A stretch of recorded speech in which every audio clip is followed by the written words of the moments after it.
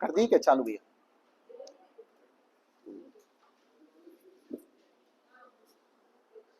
चलो बताओ पहले सभी, आवाज सभी की आना चाहिए पीछे तक। रिवाइज करते हैं 10 मिनट, कल जो पढ़ाया उसका, फिर लेंगे नेक्स्ट। जे एक्ट में कितने चैप्टर कितने सेक्शन हैं बताओ फटाफट। Okay very good. ये बताइए जे एक्ट कब से लागू हुआ? Okay very good. जे एक्ट में कितने प्रकार के बालकों के बारे में बात की गई है? कौन कौन से 3 प्रकार के बालक बताए हैं? Okay very good. सीसीएल बालक को कहां डिफाइन किया गया है? Very good. सीसीएल बालक है ये कौन डिक्लेयर करेगा? J board. Okay very good. J board का एस्टेब्लिशमेंट कौन सी सेक्शन में दिया है? आवाज कम आई है, थोड़ी तेज आना चाहिए मेरे सभी। Okay right. जे बोर्ड अगर सीसीएल बालक डिक्लेरेशन करेगा तो कौन सा प्रोसीजर एडॉप्ट करेगा? Okay very good. अब किसका नंबर आता कौन सा प्रकार का बालक? कौन से सेक्शन में परिभाषित किया गया है? 214 में। Very good. कौन डिक्लेयर करेगा ये बालक? सीएनसीपी बालक सीडब्ल्यूसी करेगी। कौन सी धारा में CWC? Okay very good. CWC declaration कौन सी सेक्शन के तहत करती है और क्या प्रोसीजर अपनाती है? Okay very good. सेक्शन कौन सी है? Okay right. अब बताइएगा अगला नेक्स्ट बालक CLF ए। Okay right. कौन सी सेक्शन में डेफिनेशन में दिया है परिभाषित? Okay right. कौन डिक्लेरेशन करता है इस बालक को? CLF ए बालक सीडब्ल्यूसी। कौन सी सेक्शन में करती है? Particular section. Okay very good 38। वाह यार, आपको सब याद है कल की क्लास का? मुझे नहीं, मैं भूल गया तब की। ठीक है चलिएगा। अब थोड़ा सा हमने इसको लेकर देखा था CLL बालक और CNCP बालक का रिहेबिलिटेशन के लेकर इंस्टीट्यूशंस को बारे में। तो कौन से चैप्टर में कहां से कहां तक इंस्टीट्यूशंस बताए हैं और इंस्टीट्यूशंस का नाम बताइए। ओके चैप्टर नंबर 7 कहां से कहां तक डील करता है? ओके कौन कौन से इंस्टीट्यूशंस बताए इसमें?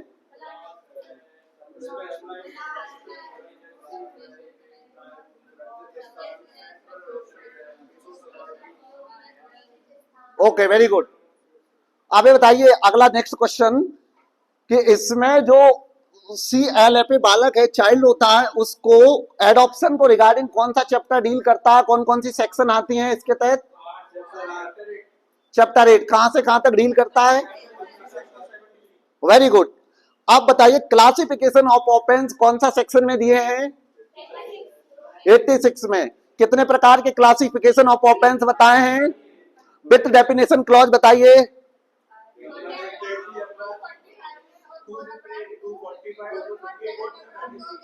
Okay very good. Petty offence का nature of offence? Okay. Serious offence? Heinous offence? Okay very good. चलिएगा आगे नेक्स्ट।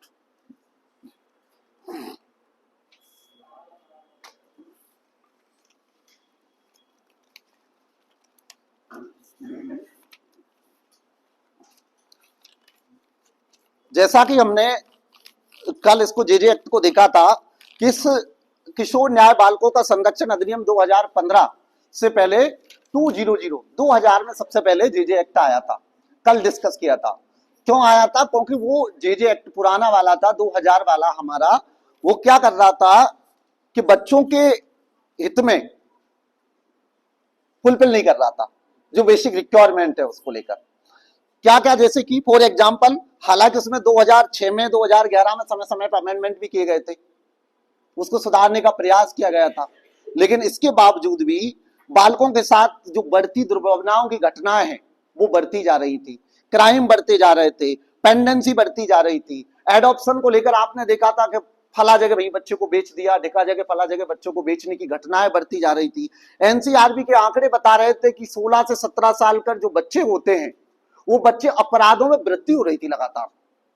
इसलिए 2015 का जो जे एक्ट आर्टिकल 15(3), आर्टिकल 39 ई और एफ, आर्टिकल 24, आर्टिकल 45 और 47 को ध्यान में रखते हुए लाया गया।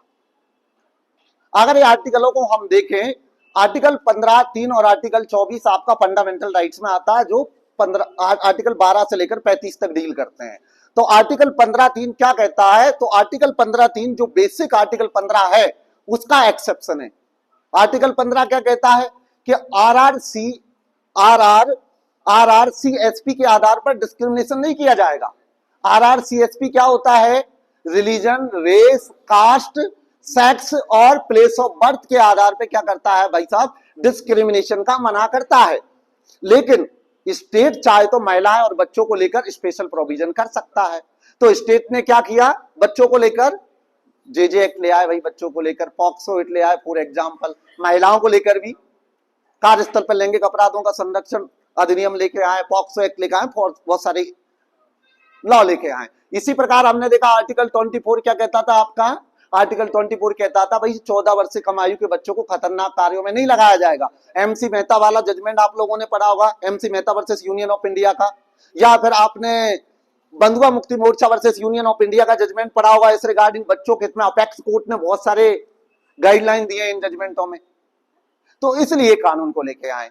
अगर डीपीएसपी के आर्टिकल की बात करें, आर्टिकल 39E और F की बात करें, ये डायरेक्ट में दिए बेटा, रीड आउट आपको कल मैं करा चुका, एक बार वो डिस्कस कर रहा हूं आपके लिए। ये कहते हैं कि भैया बच्चों को जो काम के ऐसे माहौल में कराया जाए उनके हेल्थ और स्वास्थ्य के प्रतिकूल प्रभाव ना पड़े, उनकी डिग्निटी को ध्यान में रखा जाए। इसी प्रकार आर्टिकल 45 कहता है कि 6 से 14 वर्ष के बच्चों को लेकर राज्य स्टेट इस तरह की पॉलिसी मेकिंग करेगा कि वो प्रारंभिक शिक्षा से वंचित ना हो, जैसे फॉर एग्जांपल आंगनबाड़ी, बालवाड़ी लाकर किए गए हैं। इसी प्रकार आर्टिकल अगर बात करें 51 का लास्ट वाला एक फंडामेंटल ड्यूटी जोड़ा गया है, 86 अमेंडमेंट 2000 के माध्यम से आया है। ये कहता है कि पेरेंट्स पे लायबिलिटी है, नहीं राज्य सब कुछ नहीं करेगा। भाई साहब आपका बच्चा, आप भी जिम्मेदारी निभाइए, आप भी उसके लिए एजुकेशन की व्यवस्था करिएगा। ये सब आर्टिकल इसी में लिखे हैं जेजे एक्ट के डायरेक्ट में, इसलिए लाया गया। ओके राइट, चलते हैं अब इसका निकालेगा सबसेक्शन 1 इसका, आज डेफिनेशन क्लॉज देखेंगे इसका हम। सेक्शन 1 हमने कल पढ़ा, संक्षिप्त नाम विस्तार प्रारंभ इस अधिनियम का, यानी कि किशोर न्याय बालकों का देखरेख संरक्षण अधिनियम 2015 है। 31 अक्टूबर 2019 से ऑल ओवर भारत, यानी कि जो जम्मू कश्मीर राज्य को छोड़कर था, सरदार वल्लभ भाई पटेल को मेमोराइज करने के लिए, उनकी याददाश्त को रखने के लिए उन्होंने ये डेट चुनी थी। इसके पीछे हिस्ट्री है, हमने बताया था कल आपको। इसके बाद अगर बात करें सब सेक्शन 4 इसका देखेगा, खास करके इसका सब सेक्शन 4 में 2 प्रकार के जो भी बालक बताए मैंने आपको, कौन कौन से 2 प्रकार के बालक, कौन कौन से प्रकार के बताए 2 प्रकार के सब सेक्शन 4 में? सीसीएल बालक, सीएनसीपी बालक, वेरी गुड। तो क्या ये कहता है सब सेक्शन 4, स्टार डाल लो इस पर, सब सेक्शन 4 पर।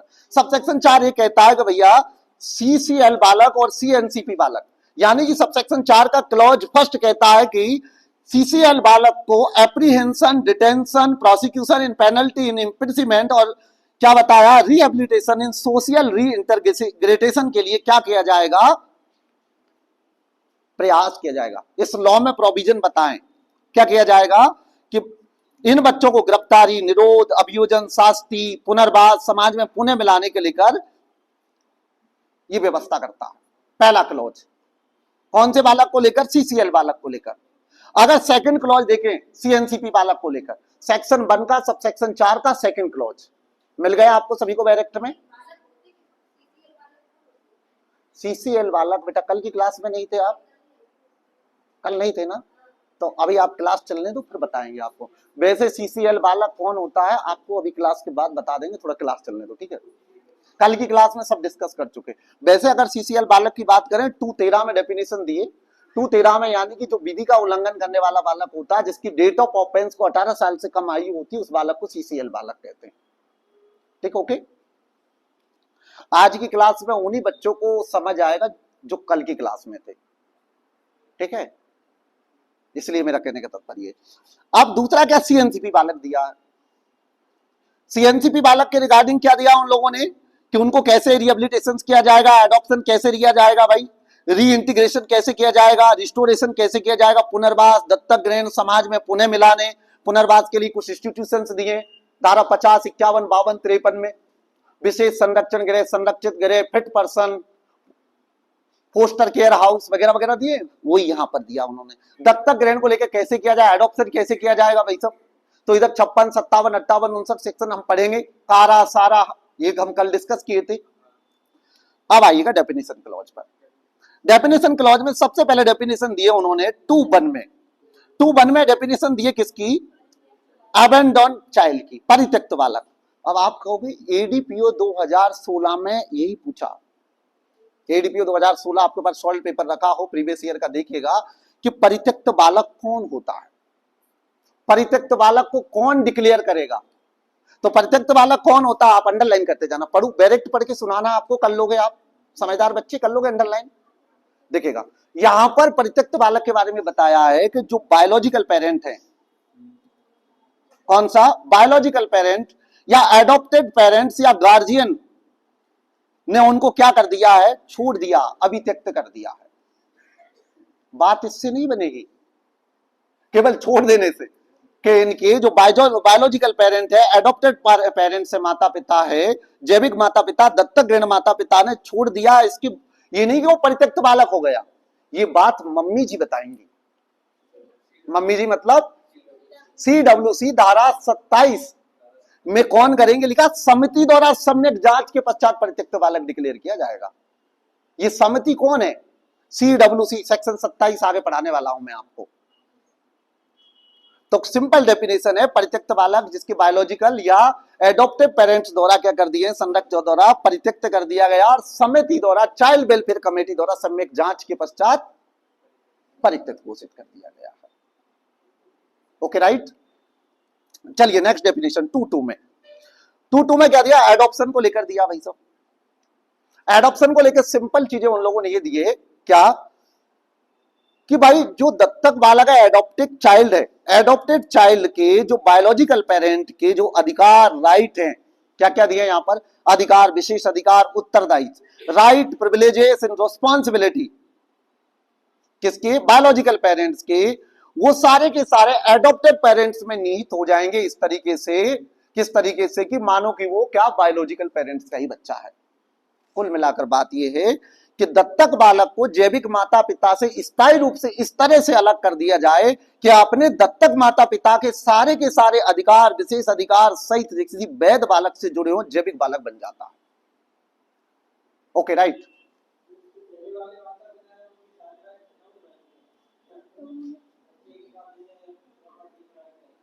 जी जी आपका क्वेश्चन है, डिस्कस करेंगे इसको, अभी लेंगे हम इस क्वेश्चन को, बिल्कुल सही क्वेश्चन है आपका। क्या जो बायोलॉजिकल पेरेंट्स हैं, बायोलॉजिकल पेरेंट्स उसके सारे राइट्स खत्म होंगे या नहीं होंगे, क्वेश्चन आपका रीजनेबल क्वेश्चन है। अब आइए आगे नेक्स्ट 2(5), जो 2(5) में डेफिनेशंस दिए आफ्टर केयर, ये आपको गिवन अप कर दो, नहीं पढ़ना भाई साहब, लेट गिवन अप करो इसको, जो मैं नहीं पढ़ा रहा उसको गिवन अप करना, नहीं पढ़ना। अब क्या दिया, पश्चातवर्ती देखरेख 2(5) में। ये डेफिनेशन पढ़ने के बाद आफ्टर केयर लगता है यार बड़ी क्राइसिस भरी उम्र रहती है। 18 से 21 जो जिक्र किया है यहाँ पर, जो 18 से लेकर 21 साल तक की उम्र का जिक्र किया है यहाँ पर, बड़ी क्राइसिस है। यही उम्र पढ़ने की रहती है, यही उम्र कैरियर बनाने की रहती है, और आप सब जानते हैं, और यही उम्र प्यार मोहब्बत करने की रहती है। अब करे तो बच्चा क्या करे, समझ रहे हैं ना।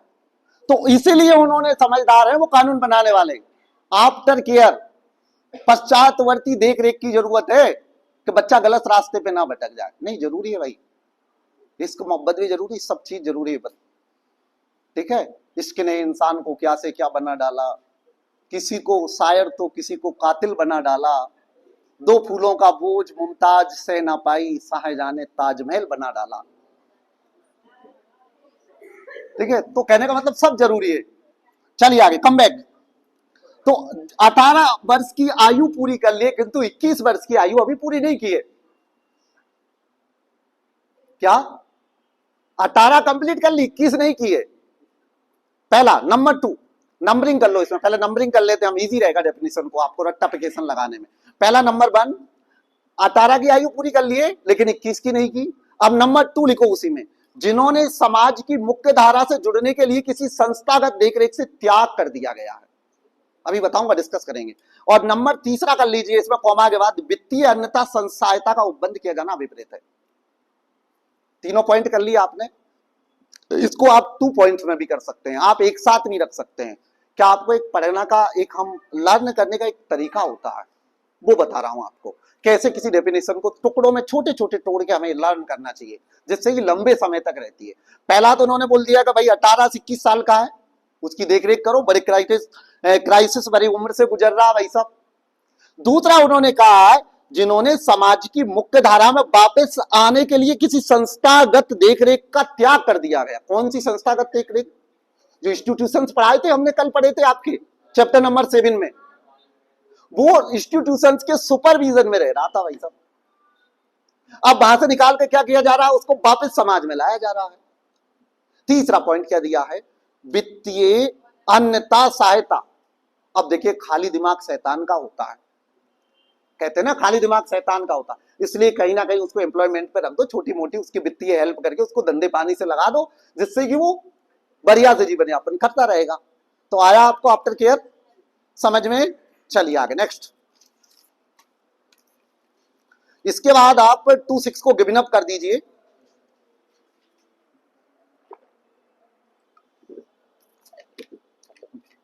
टू 7 आइए, 2.7 जो 2.7 में दिया है, सारा तेंदुलकर की बड़ी बहन दी है यहां पर, कारा साहब।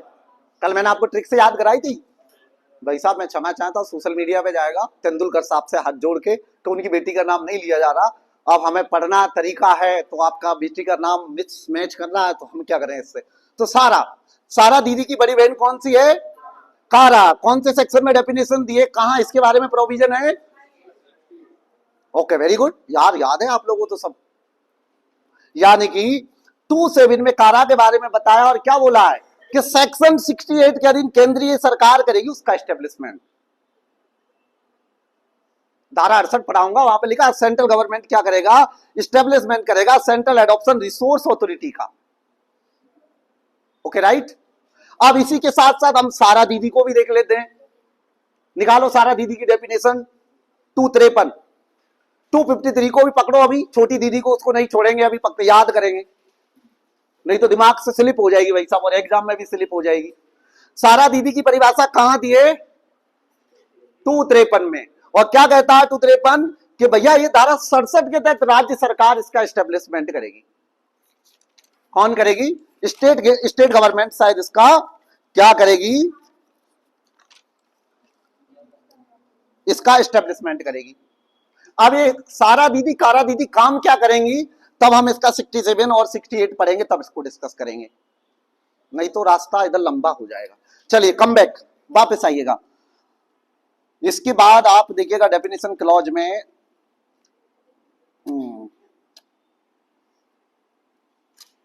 2.9 देखिएगा, बालक का सर्वोत्तम हित। 2.9 में क्या दिया? बालक का सर्वोत्तम हित, यानी कि बेस्ट इंटरेस्ट ऑफ चाइल्ड। किसमें? बालक का। उसके बेसिक फंडामेंटल मूलभूत जरूरतें क्या है बच्चे की, ये देखा जाना चाहिए। और बच्चे की आइडेंटिटी, जरूरतमंद चीजों को पहचानना, आइडेंटिटी करना, सोशल वेलफेयर, फिजिकल, इमोशनल और इंटेलेक्चुअल डेवलपमेंट। यही तो एक चाइल्ड, चाहे वो सीसीएल बालक हो, चाहे सीएनसीपी बालक हो, किसी भी प्रकार का बालक हो, उसके लिए क्या जरूरी है 2.9 में बताया उन्होंने कि भाई साहब उसके लिए पहली बार तो उसके बेसिक राइट एंड नीड की आइडेंटिटी होना चाहिए। दूसरी क्या होना चाहिए? उसके social well being, physical, emotional, intellectual development उसका। यही तो बेस्ट इंटरेस्ट ऑफ चाइल्ड है बच्चे के लिए। क्या हो सकता है बेस्ट से बेस्ट? आएगा नहीं एग्जाम में, समझने के लिए पढ़ाया मैंने आपको, थोड़ी समझ डेवलप होना चाहिए हमारी कुछ चीजों के लिए। इसके बाद आया कौन बताओ 2.10 में? बोर्ड। बोर्ड को किस सेंस में पढ़े थे हम लोग? पापा के सेंस में। और कमेटी को, चाइल्ड वेलफेयर कमेटी को किस सेंस में पढ़े? मम्मी के सेंस में आप लोग हम। तो 2.10 में किसकी परिभाषा दी है? बोर्ड की। बोर्ड का मतलब क्या है? जे बोर्ड सेक्शन 4 में डिफाइन किया गया है। ठीक है, जे बोर्ड में सेक्शन 4 में क्या तजुर्बा होना चाहिए पापा बनने के लिए? 3 साल का तजुर्बा होना चाहिए। ठीक है, ओके राइट। 2 लोग और बुलवाए जाते हैं, उनके पास 7 साल का तजुर्बा होना चाहिए। हाँ, एक महिला को बिठाया जाता है वहां पर। आगे पढ़ाऊंगा, सेक्शन 4 डिस्कस करेंगे तब अभी हम। ठीक है, ओके राइट। कम बैक, आइए आगे नेक्स्ट। तो अब 210 को नहीं भूलना हमें। अब कहोगे यार सर मम्मी को पढ़ा, पापा को अकेले को पढ़ा दिए, साथ में मम्मी को काहे छुड़वा रहे हो? चलो मम्मी को और पढ़ लेते, निकालो फटाफट। 222 शायद कहाँ है? 222 है mummy. Child welfare committee, CWC। CWC कहाँ है? 222 में। देखो आप डायरेक्ट खोलो फटाफट, आपका 222 में दिए समिति कमेटी। चाइल्ड वेलफेयर कमेटी का मतलब क्या बताया वहां पर? 222 में, जो धारा 2727 के। ठीक है, ओके राइट। अब तो जोड़ा बन गया, मम्मी पापा को अलग अलग नहीं किए ना। अब आपके दिमाग में जा रहा होगा लालच बुरी बलाएं होती है भाई साहब, हम तो जानते ही हैं यार। आप कह रहे हो इनकी पावर क्या है मम्मी की और पापा की, और बता दो साहब। दिमाग चल रहा होगा बार बार। ठीक है, तो पापा की पावर दी धारा 8 में। ठीक है, शक्तियां। और मम्मी की कहां दिए? धारा 19 में। शायद देख लेंगे, हम पढ़ेंगे तब। और शक्तियां ये आते हैं, हेडलाइन बेसिस क्वेश्चंस बनते हैं, निकलते हैं कि जे बोर्ड की पावर कौन सी सेक्शन में? 8(3). चाइल्ड वेलफेयर कमेटी की पावर कौन सी सेक्शन में? Section 19, section 19। पढ़ेंगे, नंबर आएगा आगे। लेकिन आपका लालच था, थोड़ा बहुत और दे देते हैं, इनके बच्चे कह ही रहे हैं, डिमांड कर रहे हैं भाई, लालच है। चलिए आगे नेक्स्ट। अगर नंबर ऑफ सेक्शन इधर उधर हो गया हो तो कर लेंगे करेक्ट हम, वैसे हुआ नहीं होगा।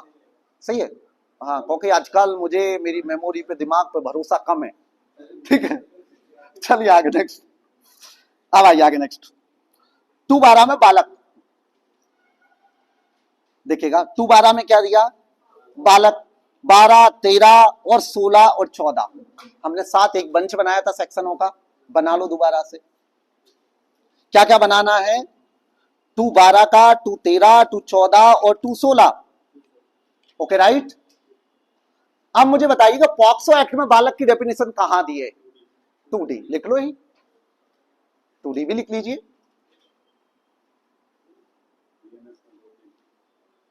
ठीक है, तो यहां बालक 212 में क्या बताया भाई साहब? ऐसे याद ना हो रहा तो देखो 12 लिखो, आप 12 लिखेगा, 12 से 12 लिखोगे और बालक लिखेगा आप, याद हो जाएगा आपको। बालक में भी बाबकरी का आ रहा है आपका, और 12 लिखेंगे हम तो भी बाबकरी आएगा, हो जाएगा। एक और ट्रिक बताता हूं, कल बताया था मैंने, धारा 12 और बेल। बेल और 12, बच्चे को बेल के बारे में कौन सा सेक्शन डील करता है? CCL बालक बेल को रिगार्डिंग सेक्शन 12।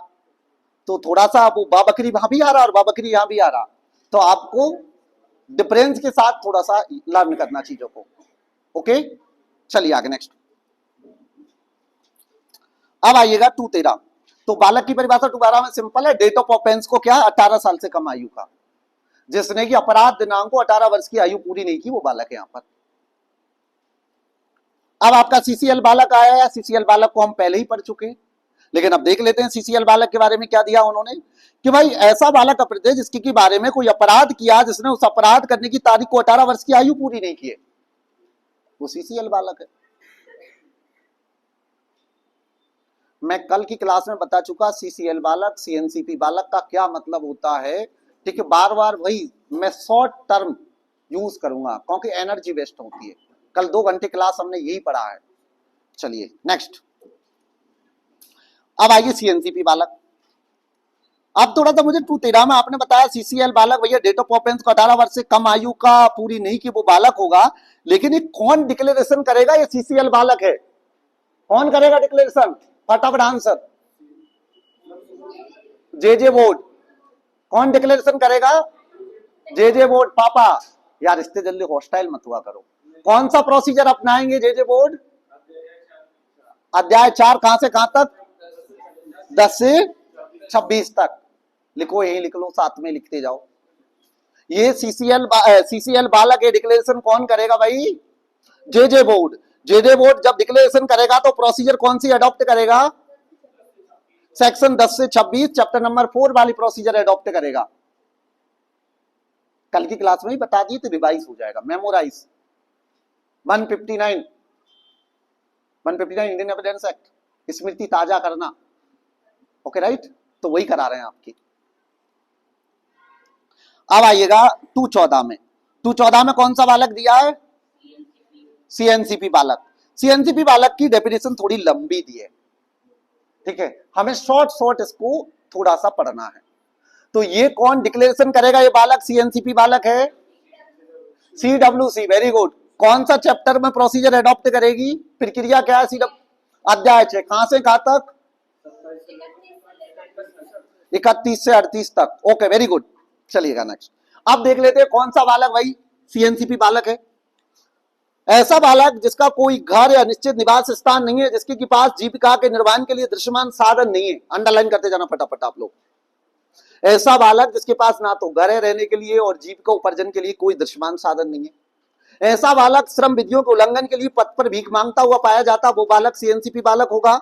ऐसा बालक किसी व्यक्ति द्वारा या गार्जियन ने जिसे क्षति पहुंचाई है, उसके साथ दुर्व्यवहार किया गया, उपेक्षा की गई है, मारने या क्षति की धमकी दी गई है, या वध करने के साथ दुर्व्यवहार किया गया है, या उसके साथ क्या मानसिक या बीमारी से रूप से असुविधाग्रस्त है, असाध्य रोग से पीड़ित है।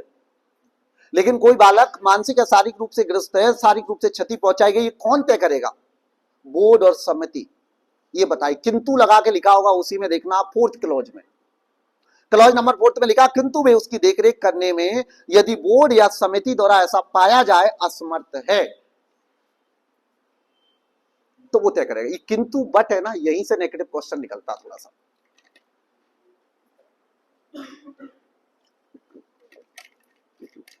Come back. आगे नेक्स्ट क्या कह रहा है? माता पिता कोई गार्जियन उसकी देखरेख करने में क्या है? अनफिट है, अनकेपेबल है, असमर्थ है, या फिर अयोग्य है, या जिसके पेरेंट्स ने या जिसके गार्जियन ने क्या कर दिया? परित्यक्त या सरेंडर कर दिए बच्चे का। जो गुमशुद्ध बालक है, जिसका युक्त ढूंढने के पश्चात, जांच करने के पश्चात उसके पेरेंट का पता नहीं चला है, जिसके साथ क्या किया गया? सेक्सुअल हरासमेंट हुआ, अवैध कार्यों को इन्वॉल्व, प्रपीड़न, शोषण किया गया, उसके साथ किसी प्रकार का अब्यूजमेंट किया जा रहा है उसके साथ, ऐसा बालक क्या है? कौन सा बालक माना जाएगा? ये सब बालक सीएनसीपी बालक। बस इतना ही पढ़ना है, इसी से काम बन जाएगा। ऑल ऑफ दिस क्वेश्चन आएगा या नेगेटिव में आएगा क्वेश्चन। चलिए आगे नेक्स्ट। इसके बाद देखिएगा 216। 216 में कौन सा बालक दिया है? CLFA। CLFA मतलब कि आपका यानी कि child legally free for adoption, यानी कि बालक का दत्तक ग्रहण के लिए विधिक रूप से स्वतंत्र करना। कुछ का काम है, कौन डिक्लेरेशन करेगा? ये बच्चा भैया दत्तक लेने के लिए विधिक रूप से लीगली फ्री फॉर है, CWC करेगी। Very good. कौन सी सेक्शन के तहत करेगी? 38 के तहत। आवाज तेज आना चाहिए। आप तो ऐसे लगे यार यंग हो, जवान हो अभी यार। तो आप लोगों का खून नया, अंडर 30 हो सभी लगभग, मुझे छोड़ के और मोर भैया को छोड़ के। वह खून का हो किस मतलब का जिसमें उबाल का नाम नहीं, जो परवश होकर बहता वह खून नहीं, वह कपान नहीं है। खून की कीमत उस दिन बर्मा में सही सही पहचानी थी जिस दिन सुभाष ने मांगी कुर्बानी थी। जागो यार, अपने इसको थोड़ा सा, आप बोलने में यार लग रहा है वो थोड़ा सा। ठीक है चलिए कम बैक, वापस आइए। आप देखिएगा कौन करेगी? कमेटी करेगी सेक्शन 38 के तहत। 38 के तहत चाइल्ड वेलफेयर कमेटी बताएगी ये बच्चा भाई अब फ्री है, कोई भी ले सकता है इसको एडॉप्शन। कौन से चैप्टर में एडॉप्शन को लेकर प्रोविजन बताएं? कहां से कहां तक डील करता है? Okay right. चलिए आगे नेक्स्ट। 217 देखिएगा, बाल कल्याण अधिकारी। फॉर्मल देख लेते हैं इसको। जो बाल कल्याण अधिकारी दिया, child welfare officer.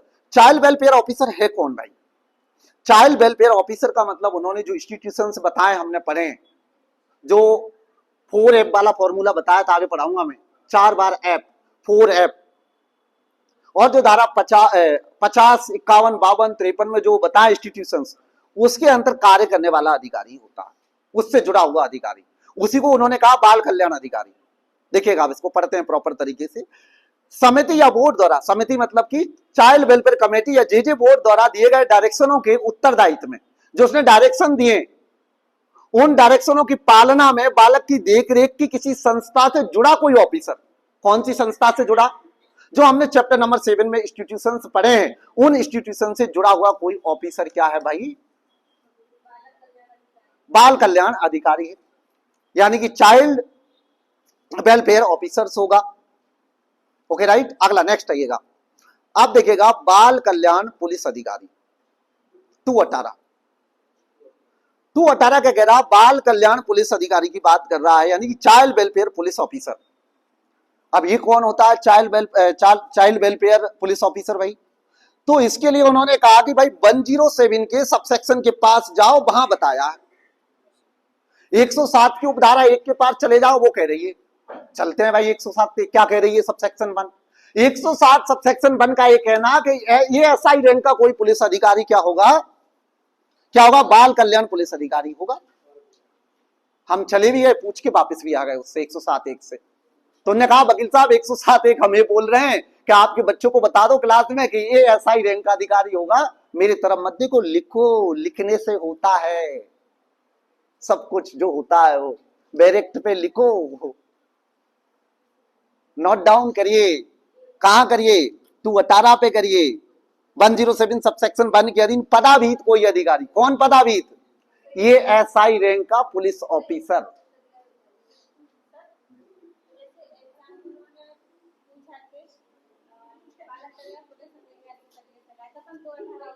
Okay right, हाँ ओके यस मैडम, अगर ये पूछा जाए बाल कल्याण पुलिस अधिकारी कौन हो सकेगा, एसआई रैंक का, निरीक्षक रैंक का, एएसआई रैंक का, all of this, ASI rank, all of this नहीं लगाना, डेफिनेशन पूछे तो ही लगाना, हाँ डेफिनेशन, यस बेटा, ओके राइट। चलिए आगे नेक्स्ट। अब यार 107(1) के पास गए तो हमें क्या बताया उसने, बाल कल्याण पुलिस अधिकारी, चाइल्ड वेलफेयर पुलिस ऑफिसर बताया, लेकिन उसी की एक सबसेक्शन 2 है, वो कहती है विशेष पुलिस किशोर यूनिट कौन सी होगी। अब बात छिड़ी गई है 107 की, तो थोड़ा और पढ़ लेते हैं, तो इसकी डेफिनेशन मिलेगी हमें कहां मिलेगी, विशेष पुलिस किशोर यूनिट की डेफिनेशन बताओ कहां है, नहीं डेफिनेशन कहां दी है इसकी, वो देखो, विशेष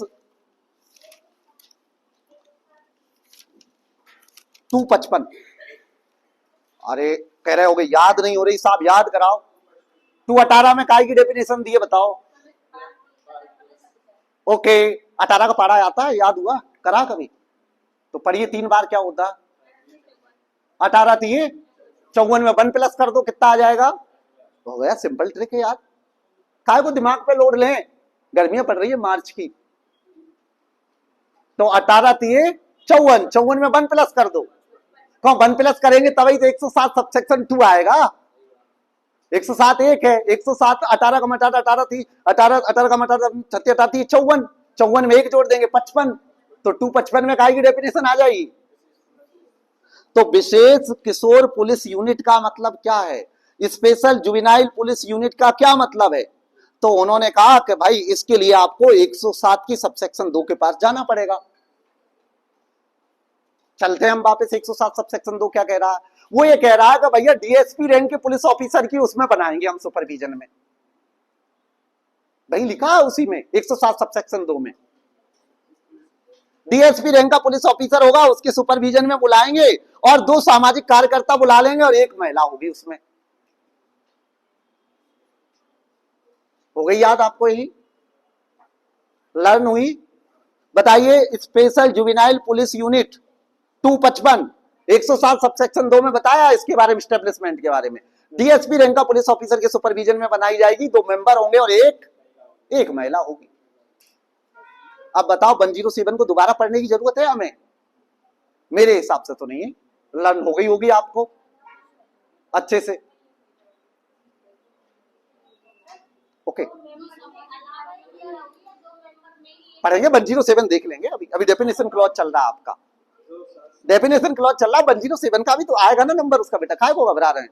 चलिए आप इसके बारे में, स्पेशल जुवेनाइल पुलिस यूनिट के बारे में पॉक्सो एक्ट में भी पढ़े हैं बेटा, अगर किसी बालक के संबंध में सेक्सुअल ऑफेंस कमिट होता तो इसकी सबसे पहले सूचना किसको जाती है, स्पेशल जुवेनाइल पुलिस यूनिट को या स्थानीय पुलिस को जाती है।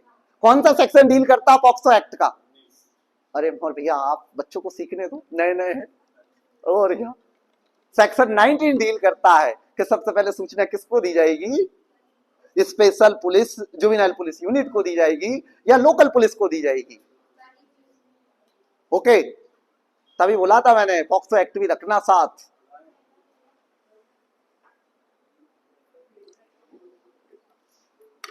स्टडी सर्किल ने मुझे भले ही जे एक्ट लर्न कराने की जिम्मेदारी दी है आपको, इसके साथ साथ और भी कानून लर्न करा देंगे आपको, जितने रेलिवेंसी बनती उतनी। चलिए कम बैक करिएगा वापस, कहां तक पहुंचे थे हम डेफिनेशन में?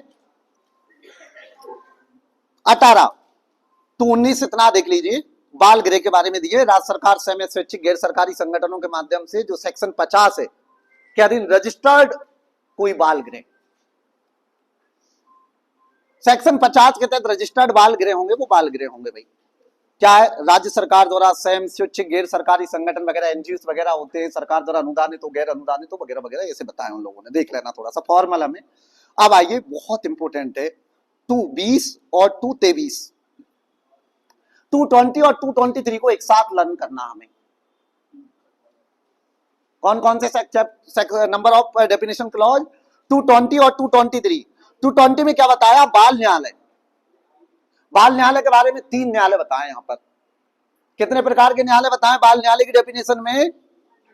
3 प्रकार के बताएं। पहला बताया उन्होंने कि भाई बाल अधिकार संरक्षण आयोग 2005 के तहत स्टैब्लिश कोई न्यायालय बाल न्यायालय होगा यहां। नंबर 1, नंबर 1 कौन सा न्यायालय? बाल अधिकार संरक्षण आयोग अधिनियम 2005 के तहत स्टैब्लिश कोई न्यायालय, वो यहां पर बाल न्यायालय के रूप में माना जाएगा, कंसीडर किया जाएगा। नंबर 2, पॉक्सो एक्ट के अधीन स्टैब्लिश विशेष न्यायालय। अब बताओ, पॉक्सो एक्ट आप लोग पढ़ चुके हैं, पॉक्सो एक्ट में विशेष न्यायालय का एस्टेब्लिशमेंट कौन सा सेक्शन बताता है?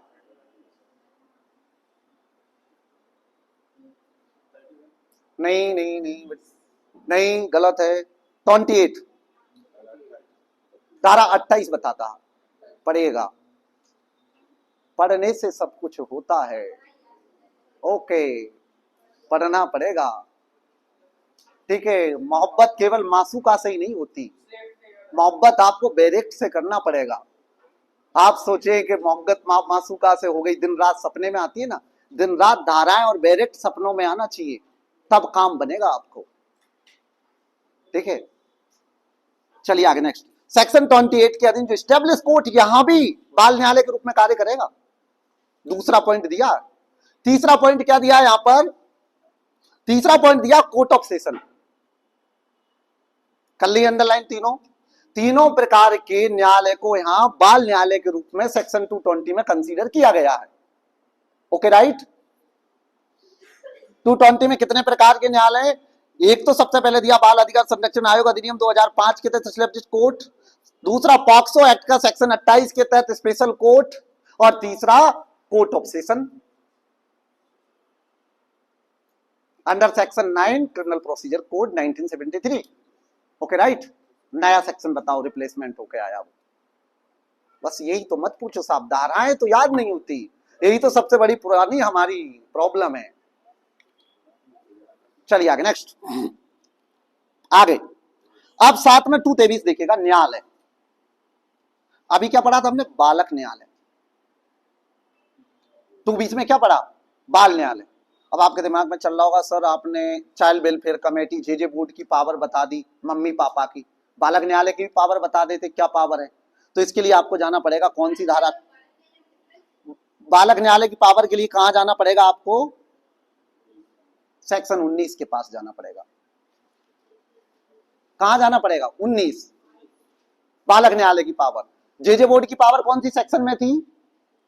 8, सेक्शन 8 में। समिति की पावर कहां थी? Committee, child welfare committee, 29। और इसकी बालक न्यायालय की पावर 19। 8 3 19 29। 8 में किसकी पावर है? जे बोर्ड की। 19 में किसकी पावर है? बालक न्यायालय की, जो अभी मैंने 220 में पढ़ाया है, ठीक है। और आगे हम पढ़ेंगे चाइल्ड वेलफेयर कमेटी की पावर 29। देख लेंगे सेक्शन एक बार और। चलिए आगे, नेक्स्ट। अब न्यायालय देखिएगा 223 में। न्यायालय का मतलब क्या बताया 223 में? न्यायालय का मतलब उन्होंने बताया सिविल कोर्ट। सिविल कोर्ट जो कि एडॉप्शन को लेकर या गार्जियनशिप को लेकर जुडिक्शन रखने वाला न्यायालय, जिसमें भी 3 प्रकार के न्यायालय बताए यहां पर। कौन कौन से? नंबर 1 जिला न्यायालय, कुटुंब न्यायालय, नगर सिविल न्यायालय। लेकिन किसको जुडिक्शन रखते हो? केवल देखो यहां पर अंडरलाइन करिएगा, सिविल कोर्ट विच है जुडिक्शन इन मैटर ऑफ, ये है important, matter of adoption and guardianship. जब किसी मैडम ने पूछा था between difference in child court and court, किसका क्वेश्चन था? आप में से किसी का था। यही है डिफरेंस मैडम, जो मैं अंडरलाइन करा रहा हूं ना आपको। ये वाला करो डायरेक्ट में, करने से सब कुछ होता है, इसमें करो डायरेक्ट में अंडरलाइन। किसको लेकर जुडिक्शन रखता है? Jurisdiction in matter of adoption and guardianship को लेकर रखने वाला कौन कौन सा? Number 1 district court, number 2 family court, और नंबर 3 सिटी सिविल कोर्ट। होगा यार? कोई बड़ा काम था, बोर तो नहीं हो रहे? नहीं लग रहा ना? चलिए आगे नेक्स्ट। अब आइए 224 में कॉर्पोरल पनिशमेंट। अब कह रहे होंगे कॉर्पोरल पनिशमेंट क्या होता भाई साहब? 224 में कुछ नहीं होता, सिंपल है। आप में मैरिड होंगे, उनके बच्चे भी होंगे, जैसे मेरा भी बेटा है, सुना है उनके भी एक बेटा है, ऐसा मेरा भी एक बेटा है, ठीक है? तो आपके भी होगा एक बेटा। तो स्कूल जाता, शिकायतें आती है, कंप्लेंट आती है कि वकील साहब आपका बच्चा बड़ा शरारती है, क्लास में बच्चों को परेशान करता, कभी मैडम ने चांटा लगा दिया, ज्यादा पिटाई लगा दी, पता चला कि बच्चे के कान की आवाज चली गई, या ज्यादा उसके साथ मारपीट कर दी, उसी को तो कॉर्पोरल पनिशमेंट कहते हैं। अब करो क्या सजा मिलेगी भाई क्लास टीचर को? तो इसके लिए जाना पड़ेगा किसके पास? रेलिवेंस ऑफ सेक्शन के पास, जो संबंधित धारा है कॉर्पोरल पनिशमेंट को लेकर। कौन सा? 82। धारा 82 आपके पास चल के नहीं आएगी भाई साहब। मैडम कह रही होंगी भाई चल के आ जाए धारा 82, हमें मजा आ जाएगा। आपको खुद चल के जाना पड़ेगा सेक्शन 82 के पास, और वो बताती है कितना? 10,000 रुपीज तक का फाइन होगा। इसलिए खोल के पढ़ा करो, डायरेक्ट को देखो, आदत बनाओ किताबों को रखने की। अब आप सबकी उम्र गुजर चुकी है, अब डायरेक्ट से मोहब्बत करो, इससे प्यार करो, इसको रखो तकिए के नीचे, वो ग्रीन कार्ड फेंक दो नीचे, निकाल के वो रखे सब, जला दो उन्हें। अब डायरेक्ट को रखो तकिए के नीचे, खोलो कॉर्पोरल पनिशमेंट। क्या रात को 1 बजे जगह थे, नींद खुली ना 1 बजे रात को, अरे 82 थी, 10,000 जुर्माना है उसमें, तब एग्जाम निकलते हैं, ऐसे ही नहीं निकलते, ठीक है? आपको आज मैं पढ़ा रहा हूं ना रेलिवेंसी ऑफ सेक्शन करने के, इसके पीछे 8 से 10 साल की तपस्या है। माना कि हम ओलंपिक से गोल्ड मेडल लेके नहीं आए, लेकिन 4-5 बार ओलंपिक क्वालिफाई किए, 8-10 बार मेंस भी लिखे, ठीक है? तकिए के नीचे जो खत थे वो सब जला के बैरेक्ट रखिए, वो दौर में हमारे साथ भी था, इसलिए आपको बैरेक्ट रखना तकिए के नीचे। अब आइए कम बैक वापस। तो कॉर्पोरल पनिशमेंट धारा 82, 10,000 रुपए तक का फाइन, 10,000 रुपए जुर्माना कॉर्पोरल पनिशमेंट के लिए। पहला वाला ही रख लो, सेकंड बार पढ़ा देंगे। दूसरा कह रहे होंगे नहीं नहीं नहीं सर, दूसरा बार में क्या होगा बताओ ना जरा। वो बताएंगे बेटा, धारा 82 पढ़ाएंगे तब आपको, चिंता मत करो, अभी पहला बार का ही लर्न कर लो, ठीक है? तो धारा 82 में कितना बताया कॉर्पोरल पनिशमेंट को लेकर? 10,000 रुपए फाइन होगा। क्या होता है देख लेते हैं कॉर्पोरल पनिशमेंट, जिसमें किसी अपराध के लिए प्रतिशोध के रूप में आपके बच्चे के प्रति दुर्भावना है यार, क्लास टीचर की टॉप कर रहा है हर बार, वो क्यों ला रहा है? जो वकील साहब का लड़का ज्यादा नंबर, एमपी का बेटा है, एमएलए का बेटा, भाई साहब वो ससुरा कहते हैं हमारा बच्चा आता नहीं यार टॉप में, क्या बात है? उसमें प्रेशर स्कूल का क्या तुम्हारा, वो क्या कहते हैं इसका मान्यता खत्म कराना, क्या बच्चे इतने से एमएलए का बच्चा पढ़ता है उसी में, मूवियां देखी होगी आप लोगों ने। ये गरीब यार, तहसील तालुकात लेवल का वकील साहब का बच्चा हर बार टॉप करता है, एमपी का फोन आ रहा प्रतिशोध के रूप में। नहीं हो रहा है वायरल, वकील साहब चिंता मत करो, ठीक है? प्रतिशोधात्मक रूप से। आगे क्या कहता है देखो नेक्स्ट, बालक को डिसिप्लिनरी करने के लिए, अनुशासित करने के लिए, सुधारने के लिए। नेक्स्ट थर्ड क्या कहता है? सुधारने के पर्पज से जानबूझकर पीड़ा पहुंचाना, यह है कॉर्पोरल पनिशमेंट। या तो आपके बच्चे को प्रतिशोध के रूप में पनिश किया जा रहा है, या डिसिप्लिनरी, या पर क्या लिखा? जानबूझकर इंटेंशनली पीड़ा पहुंचाई जा रही है। वो कॉर्पोरल पनिशमेंट। बताओ क्या मिलेगा, कौन सी सेक्शन में मिलेगा पनिशमेंट, फटाफट आंसर आना चाहिए। कितना मिलेगा punishment? 10,000। Very good.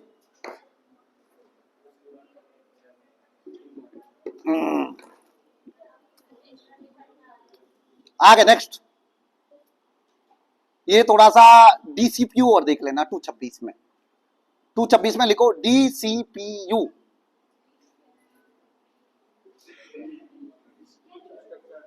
Okay, DCPU short में। अब देखो इतना लंबा नाम है, जिला बालक संरक्षक एकांक।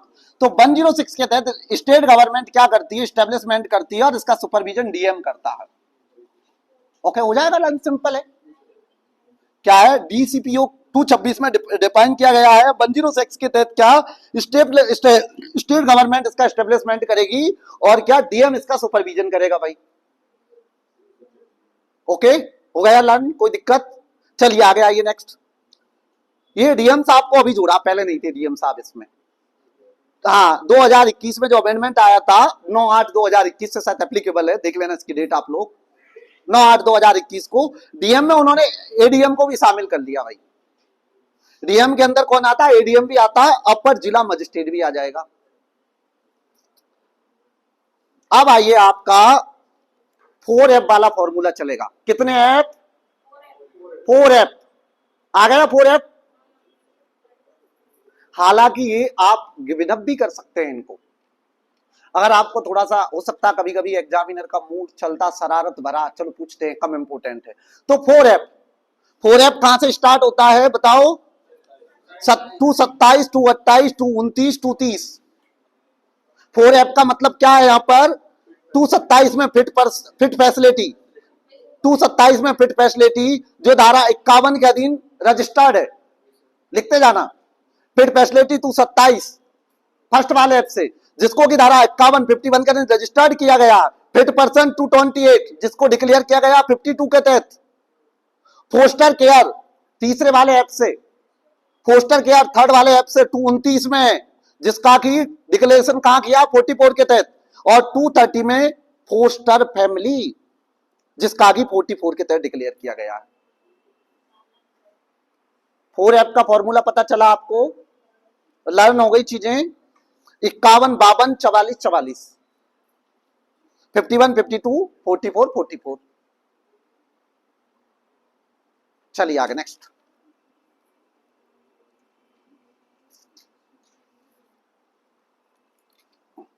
जघन्य अपराध, हीनियस ऑफेंस। हालांकि हम जब हमने इसका चार्ट बनाया था उसमें डिस्कस कर चुके थे इसको, लेकिन अब देखिएगा जघन्य अपराध। जघन्य अपराध यानी कि हीनियस ऑफेंस की बात की गई है।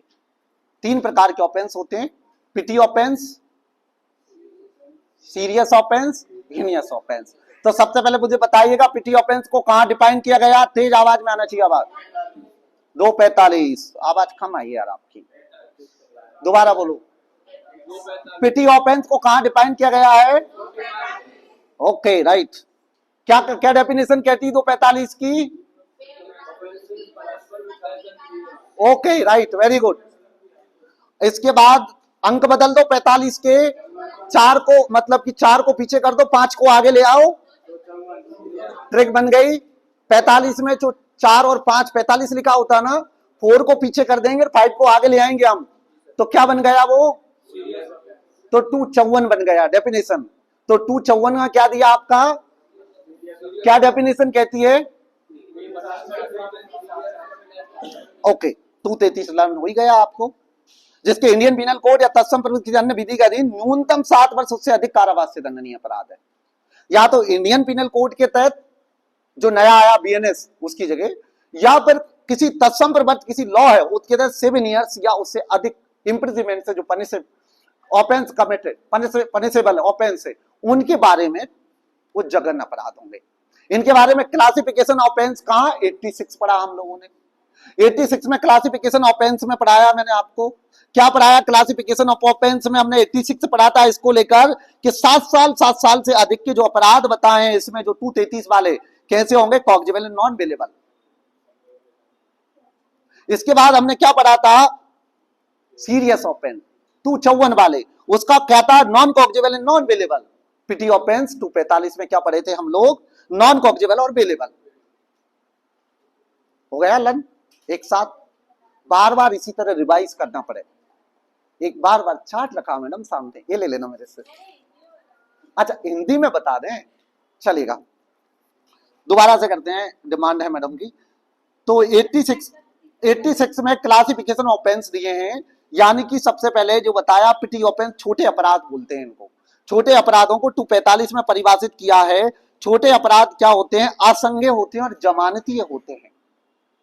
जमानत मिल जाती है और असंज्ञेय होते हैं, एफआईआर नहीं दर्ज होती। इसके बाद अंकों को अगर बदलेंगे हम लोग तो फिर कहां पहुंच जाएंगे हम? सीरियस ऑफेंस 254 के पास। उसको लेकर बताया ये कैसे होते हैं, नॉन कॉग्जेबल होते हैं। देख लेना थोड़ा सा एक बार आप खोलकर, नॉन कॉग्जेबल है, कॉग्जेबल है थोड़ा सा, और नॉन बेलेबल होते हैं।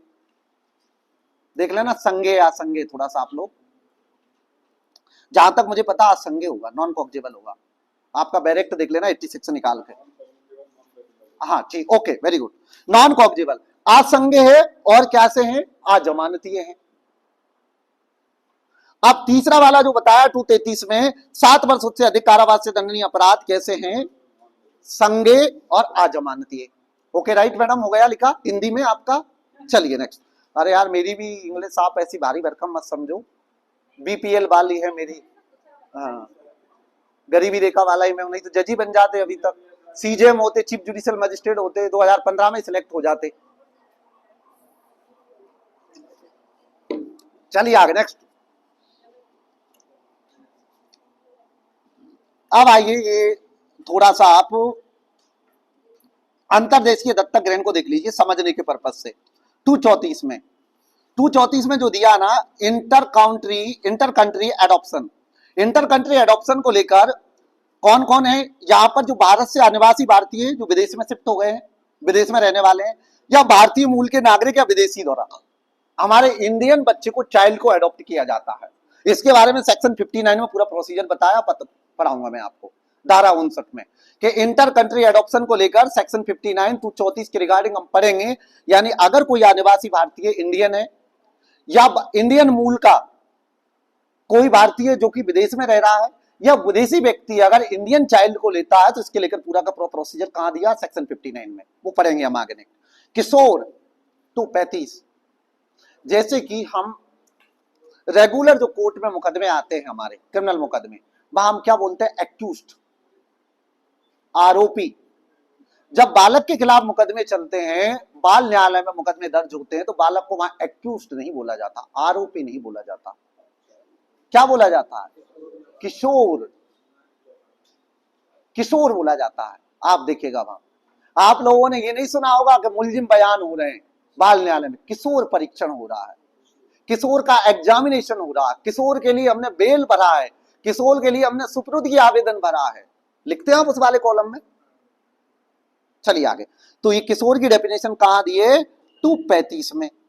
किशोर का मतलब उन्होंने कहा 18 वर्ष से कम आयु का बालक किशोर होगा। भाई कैसा होगा? जो 18 वर्ष से कम आयु का क्या है? बालक किशोर। याद नहीं हो रहा क्या? हो जाएगा। अब बताओ बालक की परिभाषा कहां पढ़े थे हम?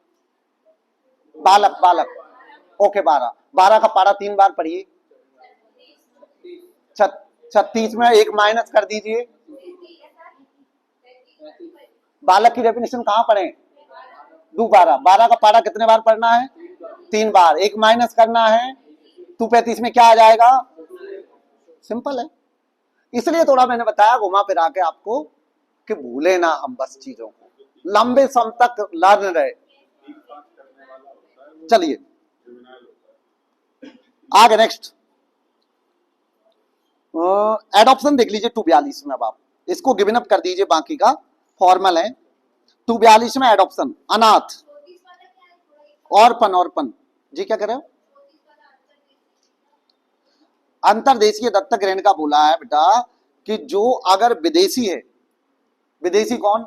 जैसे कि इंडियन सिटीजनशिप है, अमेरिका में रह रहा, ब्रिटेन में रह रहा है और उसके बच्चे नहीं हो पा रहे हैं, अगर वो इंडियन बच्चे को क्या एडॉप्ट करना चाहता है, क्या करना चाहता है? इंडियन बच्चे को एडॉप्ट करना चाहता है, तो उसको क्या अंतर्देशीय दत्तक ग्रहण बोलेंगे। क्या बोलेंगे? अंतर्देशीय दत्तक ग्रहण बोलेंगे। क्या बोलेंगे? अंतर्देशीय दत्तक ग्रहण बोलेंगे। उसको लेकर पूरा का प्रोसीजर दिया सेक्शन 59 में। कहां दिया? धारा 59 में दिया, 59 में। चलिए आगे नेक्स्ट। अब औरपन देखिए 242 में। औरपन के बारे में बताया, ऐसा जैविक या दत्तक माता पिता विधिक संरक्षक नहीं है जिसका ऐसे बालक के, ऐसा बालक, ऐसा बच्चा, ऐसा चाइल्ड जिसका बायोलॉजिकल एडॉप्टिव पेरेंट्स नहीं है या लीगली गार्जियन नहीं है, ऐसा बालक औरपन होगा। जैविक या दत्तक माता पिता नहीं है, विधिक संरक्षक नहीं है जिसके, या जिसका अगर लीगली कोई गार्जियन तो है लेकिन उसका देखरेख करने के लिए इच्छुक नहीं है वो, अगर इसका सेकंड पैराग्राफ दो, या देखरेख करने में अनफिट है, क्या है? असमर्थ है, अनफिट है, अनकेपेबल है वो, कह रहा, ठीक है, तो वैसा बालक क्या? औरपन बालक होगा। ऐसा बच्चा जिसके बायोलॉजिकल और एडॉप्टिव पेरेंट्स नहीं है या लीगल गार्जियन नहीं है, लेकिन उसका लीगल गार्जियन है लेकिन वो देखरेख करने के इच्छुक नहीं है, असमर्थ है, तो ऐसे बालक को औरपन बालक बोलेंगे। पीटी ओपन अभी पढ़े हम लोग, 245 को बार बार पढ़ लिए, अभी देख लेना आप लोग। इसके बाद आइए परिवीक्षा अधिकारी 248 में। 248 परिवीक्षा अधिकारी का मतलब क्या दिया है इन्होंने? Probation officer. 248 में प्रोबेशन ऑफिसर्स का मतलब है राज्य सरकार द्वारा, स्टेट गवर्नमेंट द्वारा परिवीक्षा अधिनियम 1958 के तहत उसे परिवीक्षा अधिकारी के रूप में अपॉइंटेड किया गया है। पढ़ा आप लोगों ने परिवीक्षा अधिनियम 1958? कौन से सेक्शन में परिवीक्षा अधिकारी का अपॉइंटमेंट होता है? 13, सेक्शन 13 वाला लिख लो, यहां लिखने से होता है, लिखो, हाँ लिखो यहाँ, धारा 13 के तहत। इधर इधर मैडम इधर लिखो, इधर चर्चा मत करो, डिस्कस इधर, इसमें लिखो डायरेक्ट में। क्या परिवीक्षा अधिनियम 1958 की धारा 13 के तहत अभिहित अधिकारी या कौन होगा? स्टेट गवर्नमेंट में अपॉइंटमेंट करती है परिवीक्षा अधिनियम 1958 के तहत, वो परिवीक्षा अधिकारी यहाँ पर परिवीक्षा अधिकारी के रूप में होगा। या दूसरा यहाँ बताया राज्य सरकार द्वारा जिला बालक संरक्षण यूनिट के तहत परिवीक्षा अधिकारी, दो लोग बताए हैं परिवीक्षा अधिकारी के रूप में काम करने के इच्छुक। एक तो स्टेट गवर्नमेंट अपॉइंटमेंट करती है परिवीक्षा अधिनियम 1958 का सेक्शन 13 के तहत, या फिर यहां पर राज्य सरकार द्वारा जिला बालक संरक्षण यूनिट के तहत से परिवीक्षा अधिकारी। ओके राइट, चलिए आगे। अब ये देखिएगा 249 प्रोस्पेक्टिव एंड एडॉप्टिव पेरेंट्स। 249 भावी दत्तक माता पिता, धारा 57 के अधीन बालकों को दत्तक के लिए पात्र व्यक्ति। अब 57 का जिक्र कर दिया उन लोगों ने। 57 में पात्र व्यक्ति क्या पात्रता दिए, कौन कौन है? जो शारीरिक रूप से, मेंटल रूप से प्रिपेयर है भाई, फाइनेंशियल रूप से प्रिपेयर है।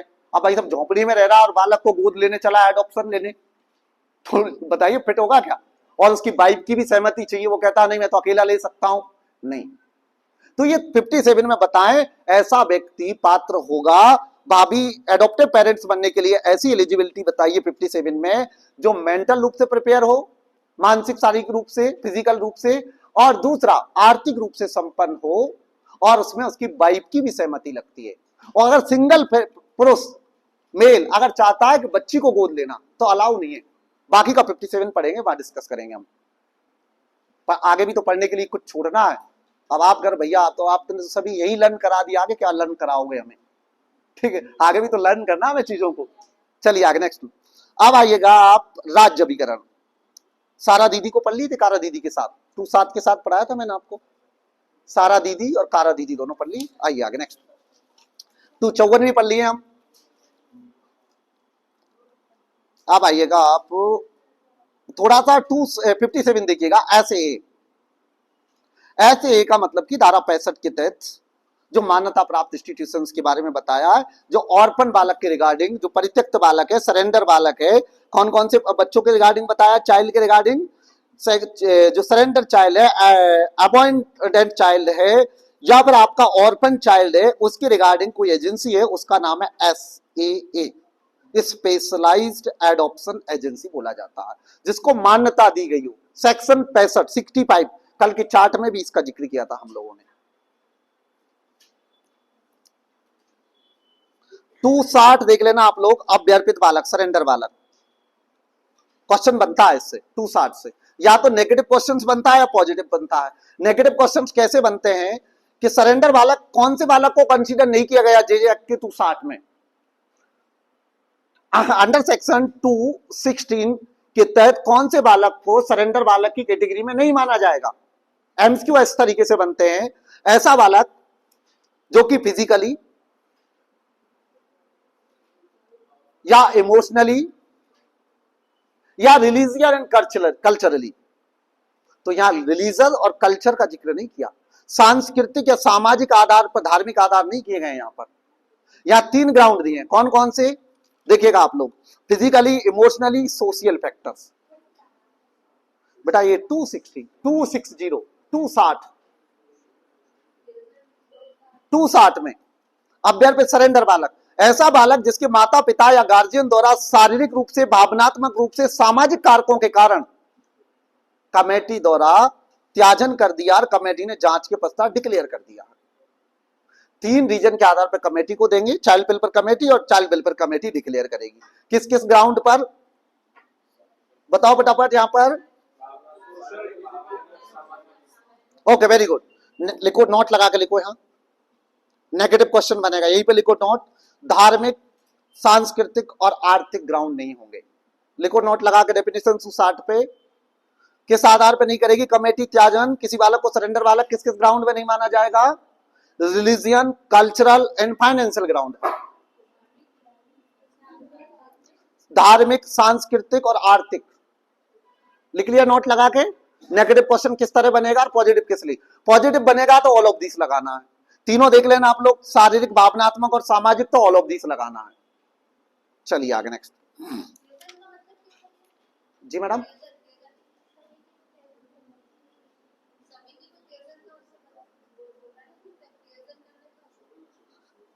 त्याजन मतलब समिति को छोड़ दिए हैं इनने, जो बायोलॉजिकल पेरेंट है, गार्जियन है, लीगल गार्जियन ने, कि भैया अब बच्चे हमसे नहीं संभल रहे, हमारी समझ से बाहर हो गए, अब लीगल रूप से आप इनकी मम्मी हो, चाइल्ड वेलफेयर कमेटी के पास छोड़ दिया। अब वो चाइल्ड वेलफेयर कमेटी उसको क्या करेगी? सरेंडर बालक डिक्लेयर करेगी, और जो प्रोसीजर बताया चाइल्ड वेलफेयर कमेटी के लेकर वो प्रोसीजर अडॉप्ट करेगी। चलिए आगे नेक्स्ट। अब आते हैं चैप्टर नंबर 2 आपका।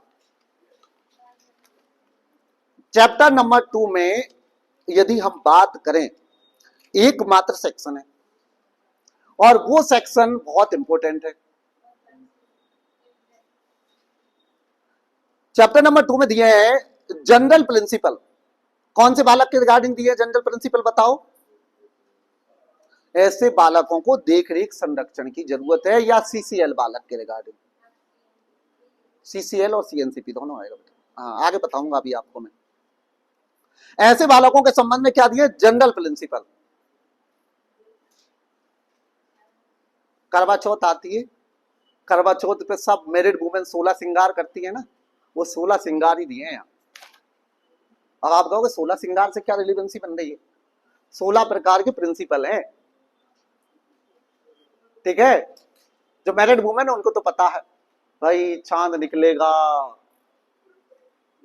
छत पे, हम तो परदेश में हैं, घर पे चांद निकला होगा, जगजीत सिंह की गजल है ना एक, तो वो 16 प्रकार के सिद्धांत हैं यहां पर सेक्शन 3 में। कितने प्रकार के सिद्धांत दिए हैं? 16 प्रकार के सिद्धांत। अरे मैं भी मैरिड ही हूँ, काहे को आप इतना हो डिस्कस कर रहे हैं? ओ मत जाओ बेटा थोड़ा, ठीक है। जख्म भर जाएंगे तुम मिलो तो सही, कुमार विश्वास की लाइनें सुनिए, कल की क्लास में सुनाएंगे, अभी पढ़ लो आप, ठीक है। दीप ऐसे जले फिर, दीप ऐसे बुझे फिर जले ही नहीं, व्यर्थ किस्मत पे रोने से क्या फायदा, सोच लेना कि हम तुम मिले ही नहीं। अभी पढ़ लो, आ जाओ, शायरी वाली क्लास अलग से डिमांड कर लेना, लगा देंगे। अब आ जाओ वापस आओ। तो यहाँ पर 16 प्रकार के सिद्धांत दिए हैं। कितने प्रकार के? 16 प्रकार के सिद्धांत सेक्शन 3 में। यहां पर देखिएगा, अधिनियम के प्रशासन में अनुसृत किए जाने वाले साधारण सिद्धांत। सेंट्रल गवर्नमेंट, स्टेट गवर्नमेंट और बोर्ड। बोर्ड कौन सा बोर्ड? समिति कौन सी समिति? धारा 4 और धारा 27 वाली। या अन्य अभिकरण। अन्य अभिकरण मतलब अदर कोई एजेंसी, जैसे खारा, सारा, ऐसे आपके इस अधिनियम के इंप्लीमेंटेशन में, अंडरलाइन करो, करने से होता है सब कुछ, करो फटाफट अंडरलाइन। इस अधिनियम के क्रियान्वयन, कुछ इंग्लिश वाले भी बैठे हैं बेचारे, वो कहेंगे हिंदी हिंदी में, इसलिए ठीक है, हालांकि मेजोरिटी कब दो ही है। तो क्रियान्वयन,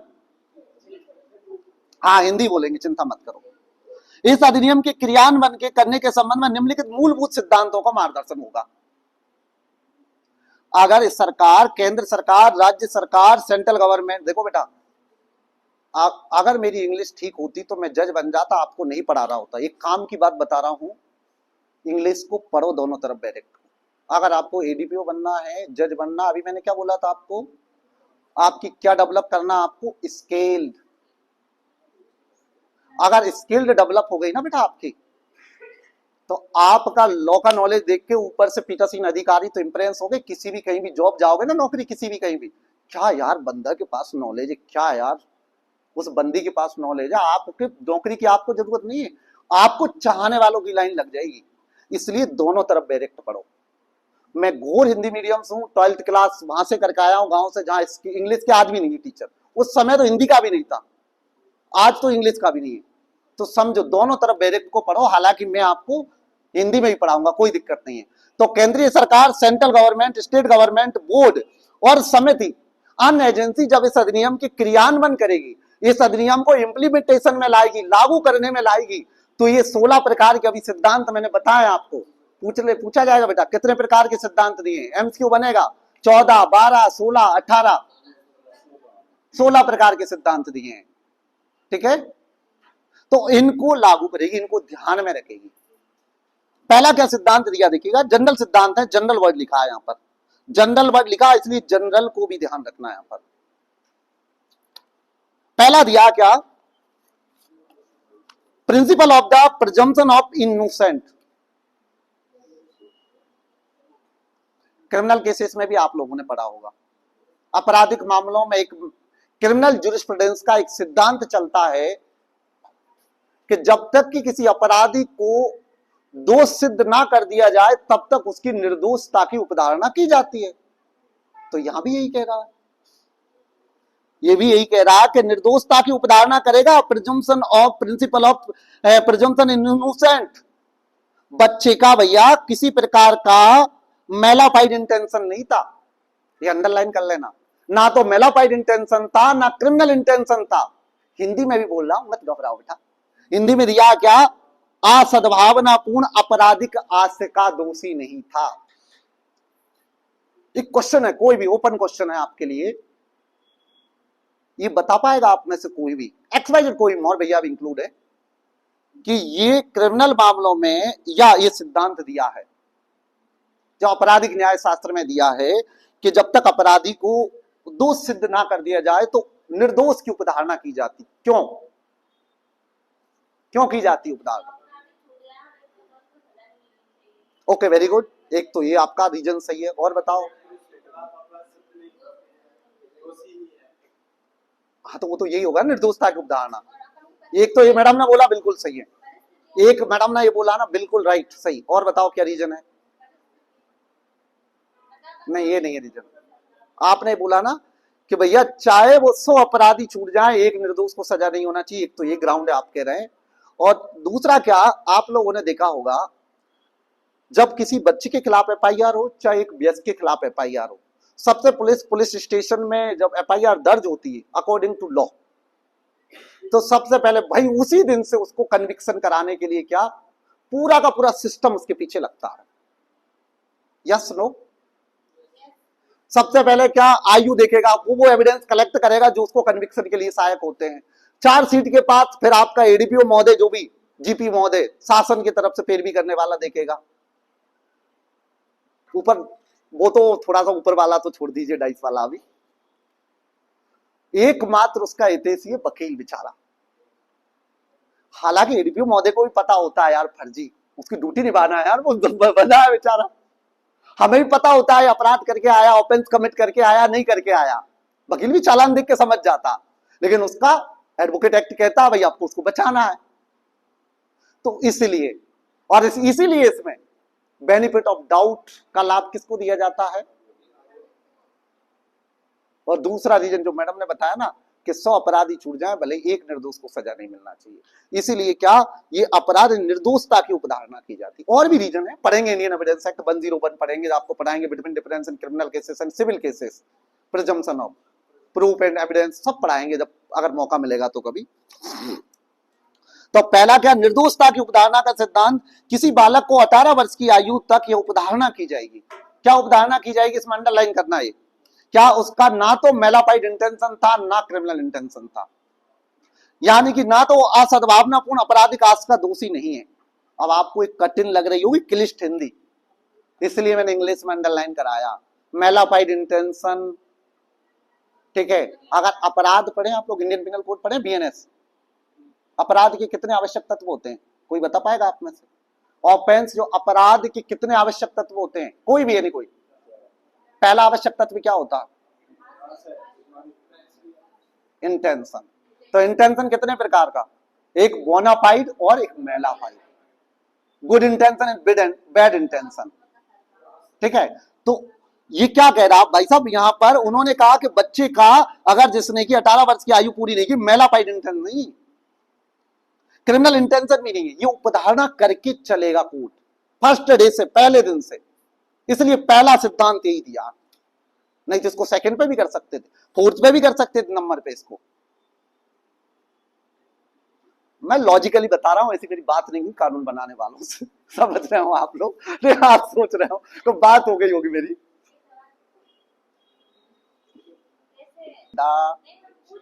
अच्छा पूछ रहे हो, चलो बता देते हैं। वहां पे प्रिजम्पशन दिए, अभी मैं सब्जेक्ट से भटक जाऊंगा। पॉक्सो में ना, अभी आप जो रूमियो जोलियो क्लोज एक्ट पूछोगे, मेरे सभी सुप्रीम कोर्ट का आया था, ठीक है, प्रिजम्पशन चलता वहां पर। एक्साइज एक्ट धारा 34 में आप कहोगे, अभी पूछोगे भैया सेशन कोर्ट बेल काय को नहीं देता, हाई कोर्ट ही क्यों देता, प्रिजम्पशन चलता 59 का। तो इसलिए कह रहा हूँ लव लेटर लिख डालो यार सब मिलके डीजी साहब, अध्यक्ष साहब को, उसमें भी बता दूंगा वहां क्यों चलती है। प्रिजम्पशन वाला खेल है वहां पर, उपधारणा वाला। चलिए आगे नेक्स्ट, कम बैक करिए। दूसरा, second, principle of dignity in worth, क्या दिया, गरिमा और योग्यता का सिद्धांत। अरे आर्टिकल 21 तो पूरा का पूरा डिग्निटी पे ही बात करता है यार। किसी व्यक्ति की प्राण और देह की स्वतंत्रता को विधि द्वारा स्थापित प्रक्रिया से वंचित अदरवाइज नहीं किया जाएगा। फंडामेंटल राइट भी एक डिक्लेयर किया, बहुत सारे जजमेंट अपेक्स कोर्ट के आए डिग्निटी को लेकर। तो बच्चे की डिग्निटी के बारे में बताया है कि जब इसका ट्रायल किया जाएगा, बाल न्यायालय में किया जाए, केंद्र सरकार, राज्य सरकार, बोर्ड, समिति जो भी करे, कमेटी वगैरह, तो कम से कम बच्चे की गरिमा और योग्यता के अधिकारों को समान रूप से वार्ताव करेगी, उसके साथ क्या करेगी, गरिमा और अधिकारों को। तीसरा, पार्टिसिपेशन, भाग लेने का सिद्धांत। प्रत्येक बालक को हर एक सुने जाने का अवसर है, अपॉर्चुनिटी दी जाएगी उसको, उसको हित को प्रभावित करने वाली आदेशिकाएं, आदेशिकाएं, मीनिंग ऑफ द आदेशिकाएं क्या होती है, आदेशिकाएं, ओके राइट, जो समन्स वारंट प्रकार की आदेशिकाएं निकाली जाएंगी, या उसकी जब एज को देखा जाएगा, मैच्योरिटी को देखा जाएगा, तो उसको प्रॉपर सुने जाने का अवसर होगा, आदेशिका विनिश्चय में भाग लेने का अधिकार होगा, पार्टिसिपेट करने का। जब बालक की दृष्टिकोण की एज और परिपक्वता का सम्यक ध्यान में रखकर विचार किया जाएगा। ये 2-3 मोटे मोटे वर्ड अंडरलाइन कर लो आप इसमें, क्या क्या, प्रॉपर हियरिंग का अवसर होगा, आदेशिकाओं में सुनने का, भाग लेने का, पार्टिसिपेट, और एज और मैच्योरिटी का भी ध्यान रखा जाएगा। अगला नेक्स्ट, सर्वोत्तम हित का सिद्धांत। क्या दिया है कि सर्वोत्तम हित, प्रिंसिपल ऑफ बेस्ट इंटरेस्ट, यानी बालक के संबंध में विनिश्चय मुक्त इस प्रारंभिक विचार पर आधारित होगा, बालक का सर्वोत्तम हित है, सीधी सी बात है। अगला देखिएगा, इनको थोड़ा सा आपको ना हेडलाइन लर्न करना। अभी तक क्या हेडलाइन बेसिस में जो इंपोर्टेंट है वो अंदर से पढ़ा रहा हूं, जैसे पहला था निर्दोषता की उपधारणा वाला इंपोर्टेंट थोड़ा डिस्कस कर दिया, हेडलाइन बेसिस ही अभी तक क्वेश्चन आया, आप कहो तो मैं अंदर से भी डिस्कस कर दूंगा। हेडलाइन आया ना प्रीवियस ईयर में, इनमें से कौन सा सिद्धांत नहीं है, नेगेटिव में आया। आगे आइए नेक्स्ट, कौटुंबिक जिम्मेदारी का सिद्धांत, इसको थोड़ा देखना, यहां से क्वेश्चन अंदर से बन सकता है कभी इन फ्यूचर में। कौटुंबिक जिम्मेदारी का जो सिद्धांत दिया उन्होंने कि भाई फैमिली रिस्पॉन्सिबिलिटी का जो प्रिंसिपल लेट डाउन किया, उन्होंने क्या कहा कि बालक को जो पोषण, देख रेख, संरक्षा की जिम्मेदारी है किसकी होगी, पहली बार तो बायोलॉजिकल पेरेंट्स की होगी, फैमिली के लोगों की होगी।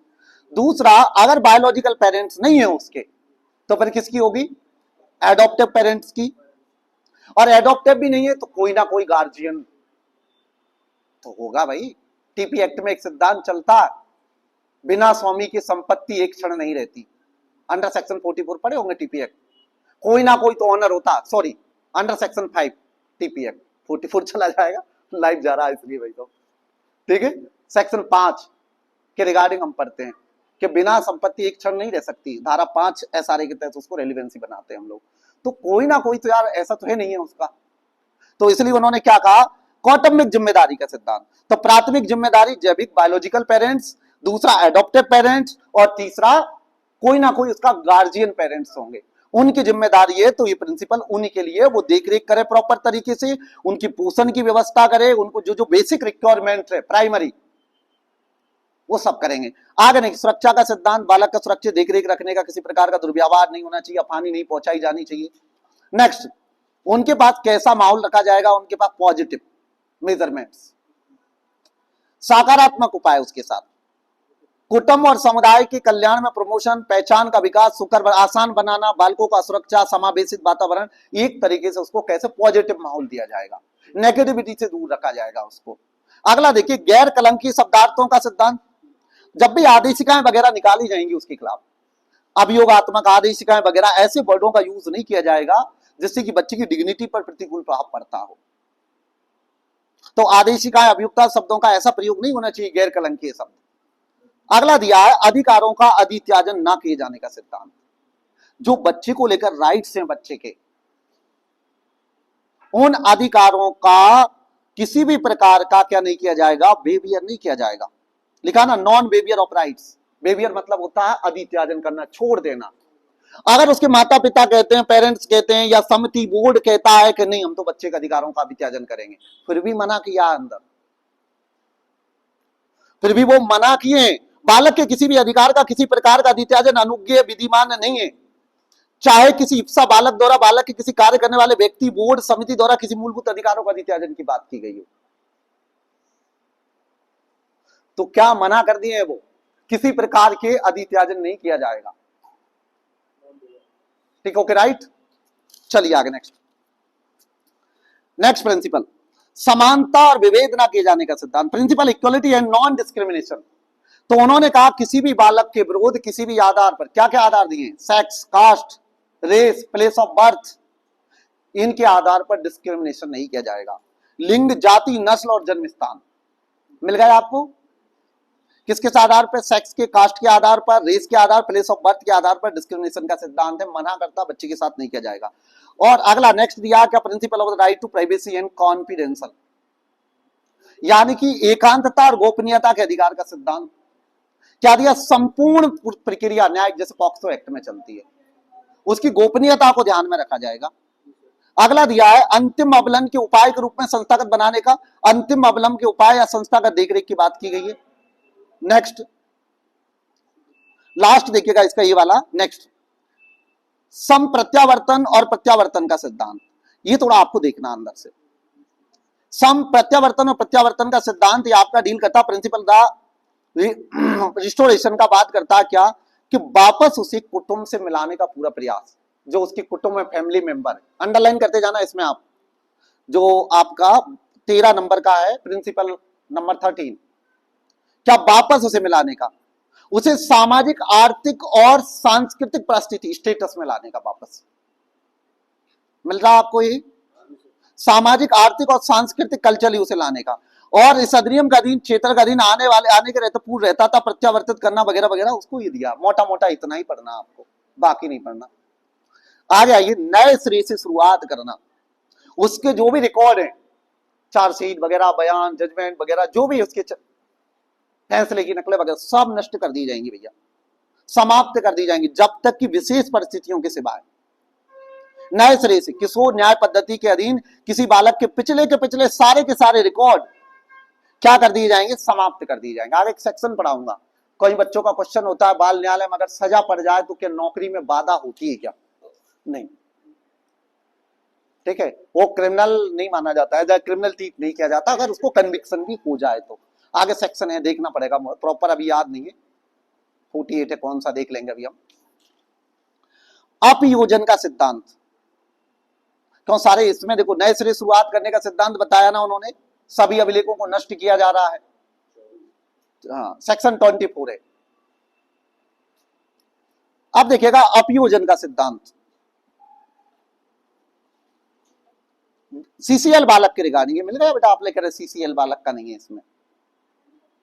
देखो अब इसमें 14 नंबर का 14 आपने बोला था ना सीएनसीपी अकेला लिखा है, विधि का उल्लंघन करने बालकों से न्यायिक कार्रवाइयों का अवलंब लिए बिना। क्या कह रहा अपयोजन का सिद्धांत क्या कह रहा है, प्रिंसिपल ऑफ द डायवर्जन या डेरिवेटिव जो भी पढ़ो आप इंग्लिश में देख लेना इसका। विधि का उल्लंघन करने वाले बालक न्यायिक कार्रवाई को अवलंब लिए बिना जब तक कि बालक और संपूर्ण समाज में सर्वोत्तम हितों निपटाने कार्य को बढ़ावा दिया जाएगा। ऐसा नहीं उसे प्राइमरी स्टेज पर तुम कानूनी उलझनों में उलझा दो उसे, पहले प्राइमरी स्टेज में सामाजिक स्तर पे उसको क्या कर दिया जाएगा, वापस लाने का प्रयास किया जाएगा।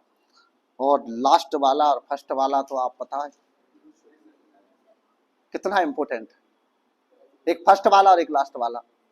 क्या कहता है लास्ट वाला 16वां, नैसर्गिक न्याय का सिद्धांत, प्रिंसिपल ऑफ नेचुरल जस्टिस।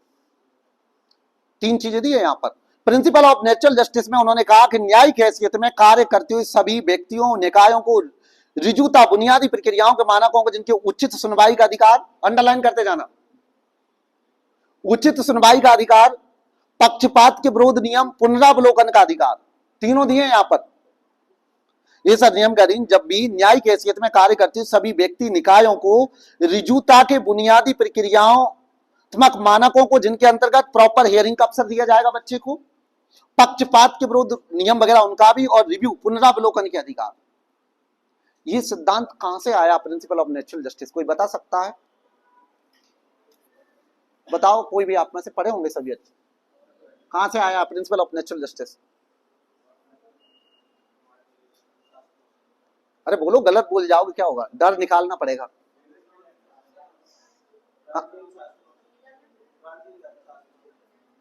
नहीं नहीं नहीं नहीं, ये सिद्धांत निकला है आर्टिकल 21 पढ़े होंगे आप, Maneka Gandhi versus union of India AIR 1978, apex court का जजमेंट है, पढ़े? Okay right. कौन सा वाला जजमेंट लिख लो आप, कौन सा? आर्टिकल 21 में आप लोग पढ़े होंगे, Maneka Gandhi versus union of India 1978 apex court का जजमेंट है। उसमें अपेक्स कोर्ट के जजमेंट में पहली बार डिस्कस किया प्रिंसिपल ऑफ नेचुरल जस्टिस। हालांकि ऐसा नहीं पहली बार हुआ, आर्टिकल 311 में पहले से ही व्याख्या हुई है मेनका गांधी वाले जजमेंट में। आर्टिकल 311 311 लिखवा देंगे भाई, मत घबराए, ठंडा दिमाग कर लो, आपके लिए मंगाया थोड़ा सा, ठीक है? नहीं नहीं, मेरा बर्थडे नहीं, मैं तो रोज ही बर्थडे मनाता हूँ बेटा। जिसकी मस्ती जिंदा उसकी हस्ती जिंदा है, मुस्कुराते रहना चाहिए, क्या रखा जिंदगी में क्या होगा, ठीक है? चलिए आगे वापस। तो Maneka Gandhi versus union of India 1978 में जिक्र किया गया था, जो आर्टिकल 21 में वर्ड यूज किया गया, विधि द्वारा स्थापित प्रक्रिया, establish by law, procedure establish by law को डिस्कस किया गया था। लॉ का मतलब क्या है, तो मेनका गांधी में बताया लॉ का मतलब क्या है, जो फेयर है, रिजू है, प्रॉपर है, तीन वर्ड यूज किए गए हैं, रिजू, उचित और न्यायपूर्ण, जस्टिसेबल। Okay right. अब ये आर्टिकल 311 में पहले से ही था। आर्टिकल 311 पढ़ते हैं, प्राकृतिक न्याय का सिद्धांत देता है। इस अपेक्स कोर्ट के आपने जजमेंट पढ़े होंगे, तुलसीराम पटेल वाला जजमेंट पढ़ा होगा आपने, Tulsiram Patel union of India वाला पढ़ा होगा। एक और जजमेंट आया था तुलसीराम पटेल के बाद, एक और आया था जजमेंट, इस पे लिख दो, लिखना चाहो तो आप।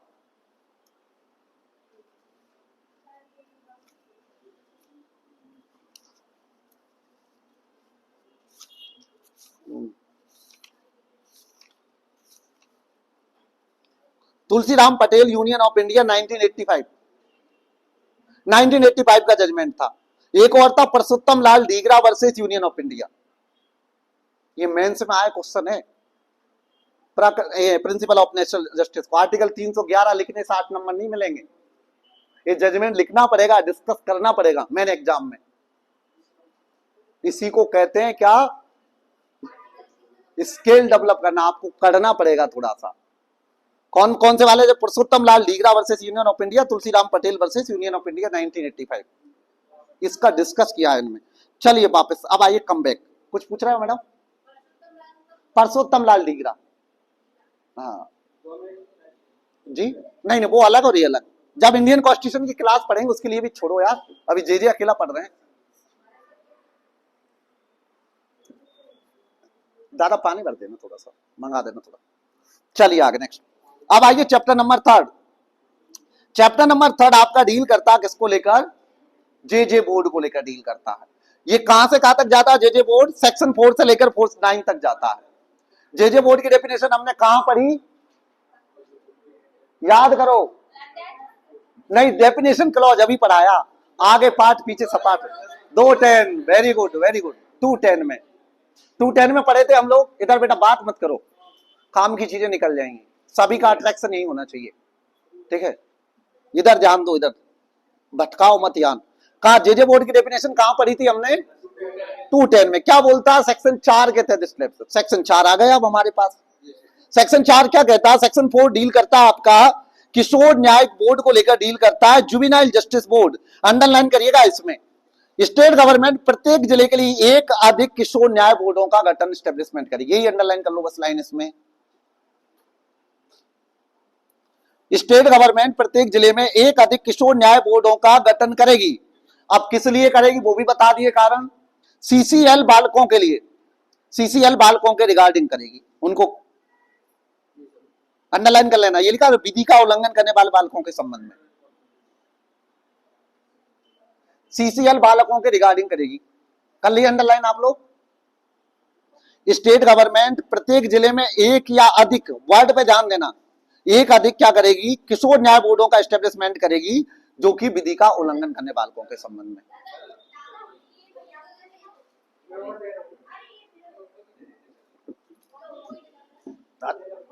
चलो पढ़ो पढ़ो, ध्यान दो आगे। अगला उन्होंने बताया, ठीक है भैया, स्टेट गवर्नमेंट क्या करेगी? विधि का उल्लंघन करने बालकों के संबंध में क्या करेगी? जे बोर्ड का गठन करेगी। अब जे बोर्ड का गठन में कर दिया उन्होंने। अध्यक्ष किसको बनाया जाएगा? जेएमएफसी और एमएम को।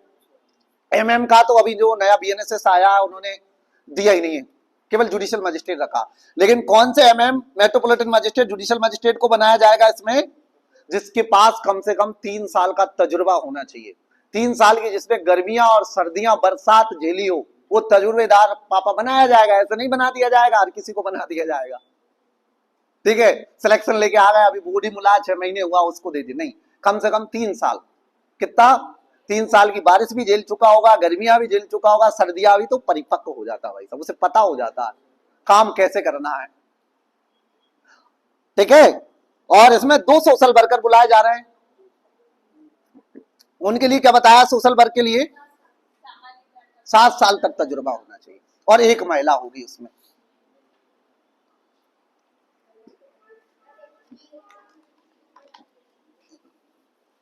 ठीक है, एक महिला होगी और एक क्या होगा उसमें? पुरुष होगा, जिसके पास कम से कम 7 साल का तजुर्बा होगा।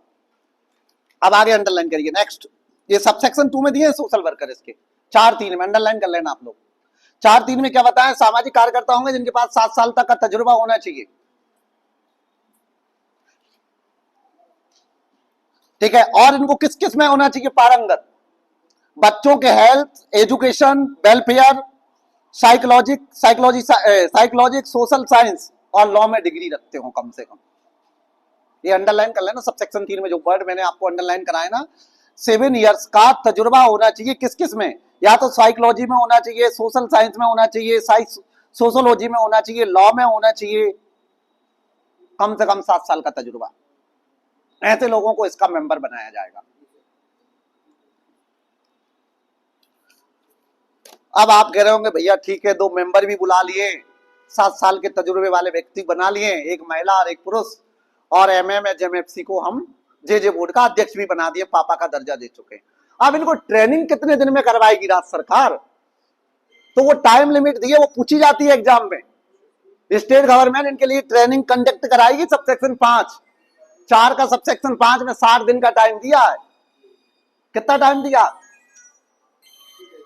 60 डेज, 60 दिन की टाइम लिमिट दी है। 60 दिन के अंदर क्या कराएगी? ट्रेनिंग की व्यवस्था कराएगी राज्य सरकार। कर लिए अंडरलाइन, पूरा पढ़ू अब मैं डायरेक्ट को, A for apple B for ball जैसे तो नहीं पढ़ना, बस काम की चीजें निकालना, आगे बढ़ना हमें। बस ये देखना बॉल सामने वाले से किसकी, बुमराह की आ रही है तो हार्दिक पांड्या आ रहा, बस तभी तो मानो नहीं पकड़े जाएंगे रास्ते में। ठीक है, तो 60 दिन के अंदर क्या करेगी, ट्रेनिंग की व्यवस्था कराएंगे। किस किस के लिए, बोर्ड के प्रधान मजिस्ट्रेट के रिगार्डिंग और जो मेंबर वगैरह उनके लिए। चलिए आगे नेक्स्ट। अब सबसेक्शन 7 देखिएगा इसका। सबसेक्शन 7 में क्या दिया उन लोगों ने कि बोर्ड के किसी भी सदस्य की मेंबरशिप कब चली जाएगी, अध्यक्ष को छोड़कर, वो पदेन होता है, प्रधान जो मजिस्ट्रेट है उसको छोड़कर, अंडरलाइन करना वहां पर। सबसेक्शन 7 में क्या दिए, बोर्ड के किसी भी सदस्य की प्रधान मजिस्ट्रेट के सिवाय, प्रधान मजिस्ट्रेट के सिवाय नियुक्ति को राज्य सरकार द्वारा जांच करने के पश्चात समाप्त किया जा सकेगा। लेकिन किसकी, प्रधान मजिस्ट्रेट, क्योंकि वो पदेन होता है ऑलरेडी। तो इस अधिनियम के अधीन निहित किसी शक्तियों का दुरुपयोग करता, मिसयूज कर रहा अगर बोर्ड का मेंबर लगातार 3 माह तक बैठकों में अनुपस्थित रहा है, बोर्ड की कार्रवाइयों में बिना किसी विधिमान्य कारण के लगातार 3 महीने तक, या ये नया प्रोविजन आया 9/8/21 से, 3/4 बैठकों में पार्टिसिपेट नहीं किया किसी वर्ष उसने। ये तीनों ग्राउंड आपको अच्छे से रखना। किसी भी बोर्ड के मेंबर की सदस्यता कब कब समाप्त हो जाएगी, प्रधान अध्यक्ष को छोड़कर, यदि उसने क्या किया है, पावर का मिसयूज किया, दुरुपयोग।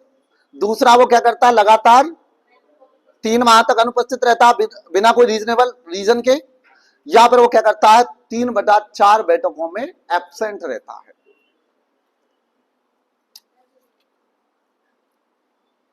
सेक्शन 5 देखिएगा इसके बाद। सेक्शन 5 आपका डील करता है उस व्यक्ति का स्थानांतरण जो जांच की प्रक्रिया के दौरान बालक नहीं रह जाता।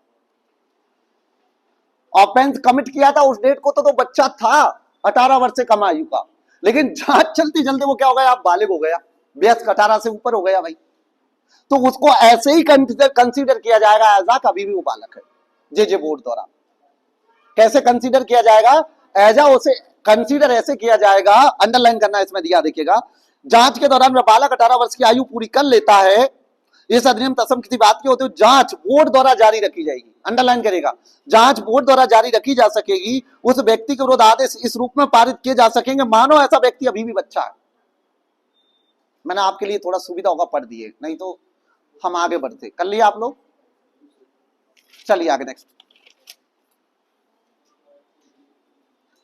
सेक्शन 6 देखेगा, उस व्यक्ति का स्थानांतरण जिसने कि अपराध तब किया था जब व्यक्ति 18 वर्ष से कम आयु का था, यानी कि डेट ऑफ अरेस्टिंग, अंडरलाइन कर इसमें लिखा अंदर, गिरफ्तारी दिनांक को 18 वर्ष से कम आयु का था बच्चा, लेकिन अब वो क्या हो गया, बालक हो गया, तब भी उसे ऐसा कंसीडर किया जाएगा कि वो बच्चा है। लिखा ना, ऐसे कोई व्यक्ति जिसने 18 वर्ष की आयु पूरी कर ली, उसे उस समय जब 18 वर्ष की आयु के नीचे का था, कब किसी अपराध करने की गिरफ्तार किया जाता, तो वो जो जांच की प्रक्रिया के दौरान बालक समझा जाएगा उसे, डेट ऑफ अरेस्टिंग। इसके बाद ये तो मैं पहले ही पढ़ा चुका आपको, सेक्शन 8 बताओ, जे बोर्ड की पावर कौन सी धारा में दी है, 8 में। इसके बाद CWC चाइल्ड वेलफेयर कमेटी की पावर कौन सी सेक्शन में दी है, 29 में। बाल न्यायालय की पावर कौन सी सेक्शन में दी है, 19 सेक्शन 19 में। तो आपको इस तरीके से सेक्शनों को लर्न करना। दोबारा बताइए थोड़ा सा, बोर्ड की पावर कौन सी सेक्शन में है, बाल न्यायालय की कहां है, 19 सेक्शन 19, और चाइल्ड वेलफेयर कमेटी की पावर कौन सी सेक्शन में है, बस हो जाएंगे लर्न, क्या दिक्कत है। अब क्या पावर दी देख लेना, बोर्ड की शक्तियां कृत उत्तरदायी, जे बोर्ड के पास क्या है, क्या करेगा, तो अंडरलाइन कर लो इसमें सबसे पहले कि बोर्ड के पास क्या है, जिले के लिए गठित बोर्ड का विधि के उल्लंघन करने बालकों के संबंध में, CCL बालक के संबंध में, मिल गया है लाइन आपको। 3rd लाइन में दिया, जिले के लिए गठित बोर्ड का काम क्या है, विधि का उल्लंघन करने बालकों के संबंध में इस अधिनियम बोर्ड के अधिकार था कि सभी कार्रवाइयों का अन्यथा रूप में निपटाने के लिए क्या करना, शक्तियों का उपयोग करेगा। ये CCL बालक के रिगार्डिंग कर ली अंडरलाइन आप लोग। आप देखिएगा 8-3 8-2 कोई खास इंपोर्टेंट नहीं है। खाक honourable apex court, high court और ये बाल न्यायालय वगैरह भी जब अपनी रिवीजन की पावर एक्सरसाइज करेंगे, अपीलेट पावर एक्सरसाइज करेंगे तो जेजे बोर्ड की पावर एक्सरसाइज कर सकते हैं। जनरल है, एग्जाम के पॉइंट ऑफ व्यू से इतना इंपोर्टेंट नहीं है आपका। अब 8-3 है, 8-3 पूछा जाएगा आपसे बोर्ड के जेजे बोर्ड के एक्ट कौन सी धारा में, कृत्य कौन सी धारा में, 8-1, 8-2, 8-3, 8-4 इस तरीके से पूछा जाएगा। सेक्शन 8 का सब सेक्शन 1, 2, 3 इस तरीके से क्वेश्चन आएगा। तो कहां दिए हैं बोर्ड के कार्य, कृत्य, बोर्ड क्या क्या काम करेगा जेजे बोर्ड 8-3 में। तो इसलिए सब सेक्शन भी कभी कभी इंपोर्टेंट हो जाती हैं, तो आपको सब सेक्शन भी थोड़ा सा लर्न करना है। क्या क्या कार्य दिए, मोटे मोटे एक दो देख लेते हैं, बाकी के हम गिवन अप करेंगे। देखिएगा सबसे पहले ये इसका कार्य प्रत्येक क्रम में चाइल्ड बालक के माता पिता, पेरेंट्स, संरक्षक सूचनाबद्ध सहभागिता को सुनिश्चित करना, यह सुनिश्चित करना कि उसके अधिकार, राइट्स क्या, अरेस्टिंग, गिरफ्तारी, जांच, पश्चात देख पुनर्वास की संपूर्ण प्रक्रिया के दौरान सुरक्षा देना उसको, सीधी सी बात है। क्या क्या राइट्स हैं उसके, गिरफ्तारी जांच में उसको क्या करना, संरक्षा देना, और खासकर सी वाला बहुत इंपॉर्टेंट है, फ्री लीगल एड देना उसे। विधिक सेवाओं संस्थाओं के माध्यम से बालकों को विधिक सहायता उपलब्ध कराना। जो डालसा, सालसा, नालसा की स्कीम्स हैं, जानते हो डालसा, सालसा, नालसा सभी,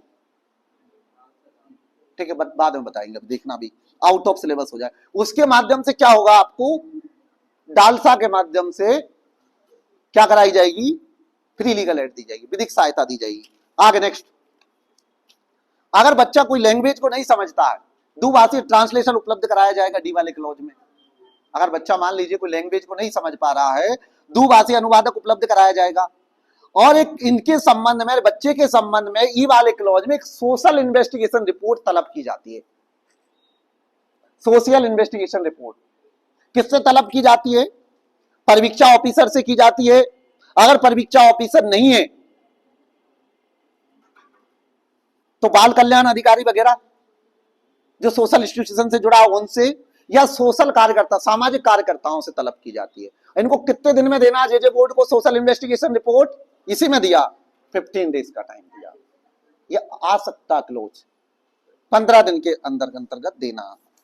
बाकी का सेक्शन 14 के दिन जांच वगैरह करेगा, न्याय निर्णय करेगा, निपटारा करेगा। बाकी के क्लोज आप इसको गिवन अप करो।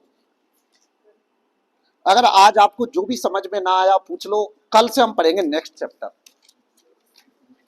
3 क्लास में आपका फिनिश हो जाएगा, 3 क्लास चलेंगी बस।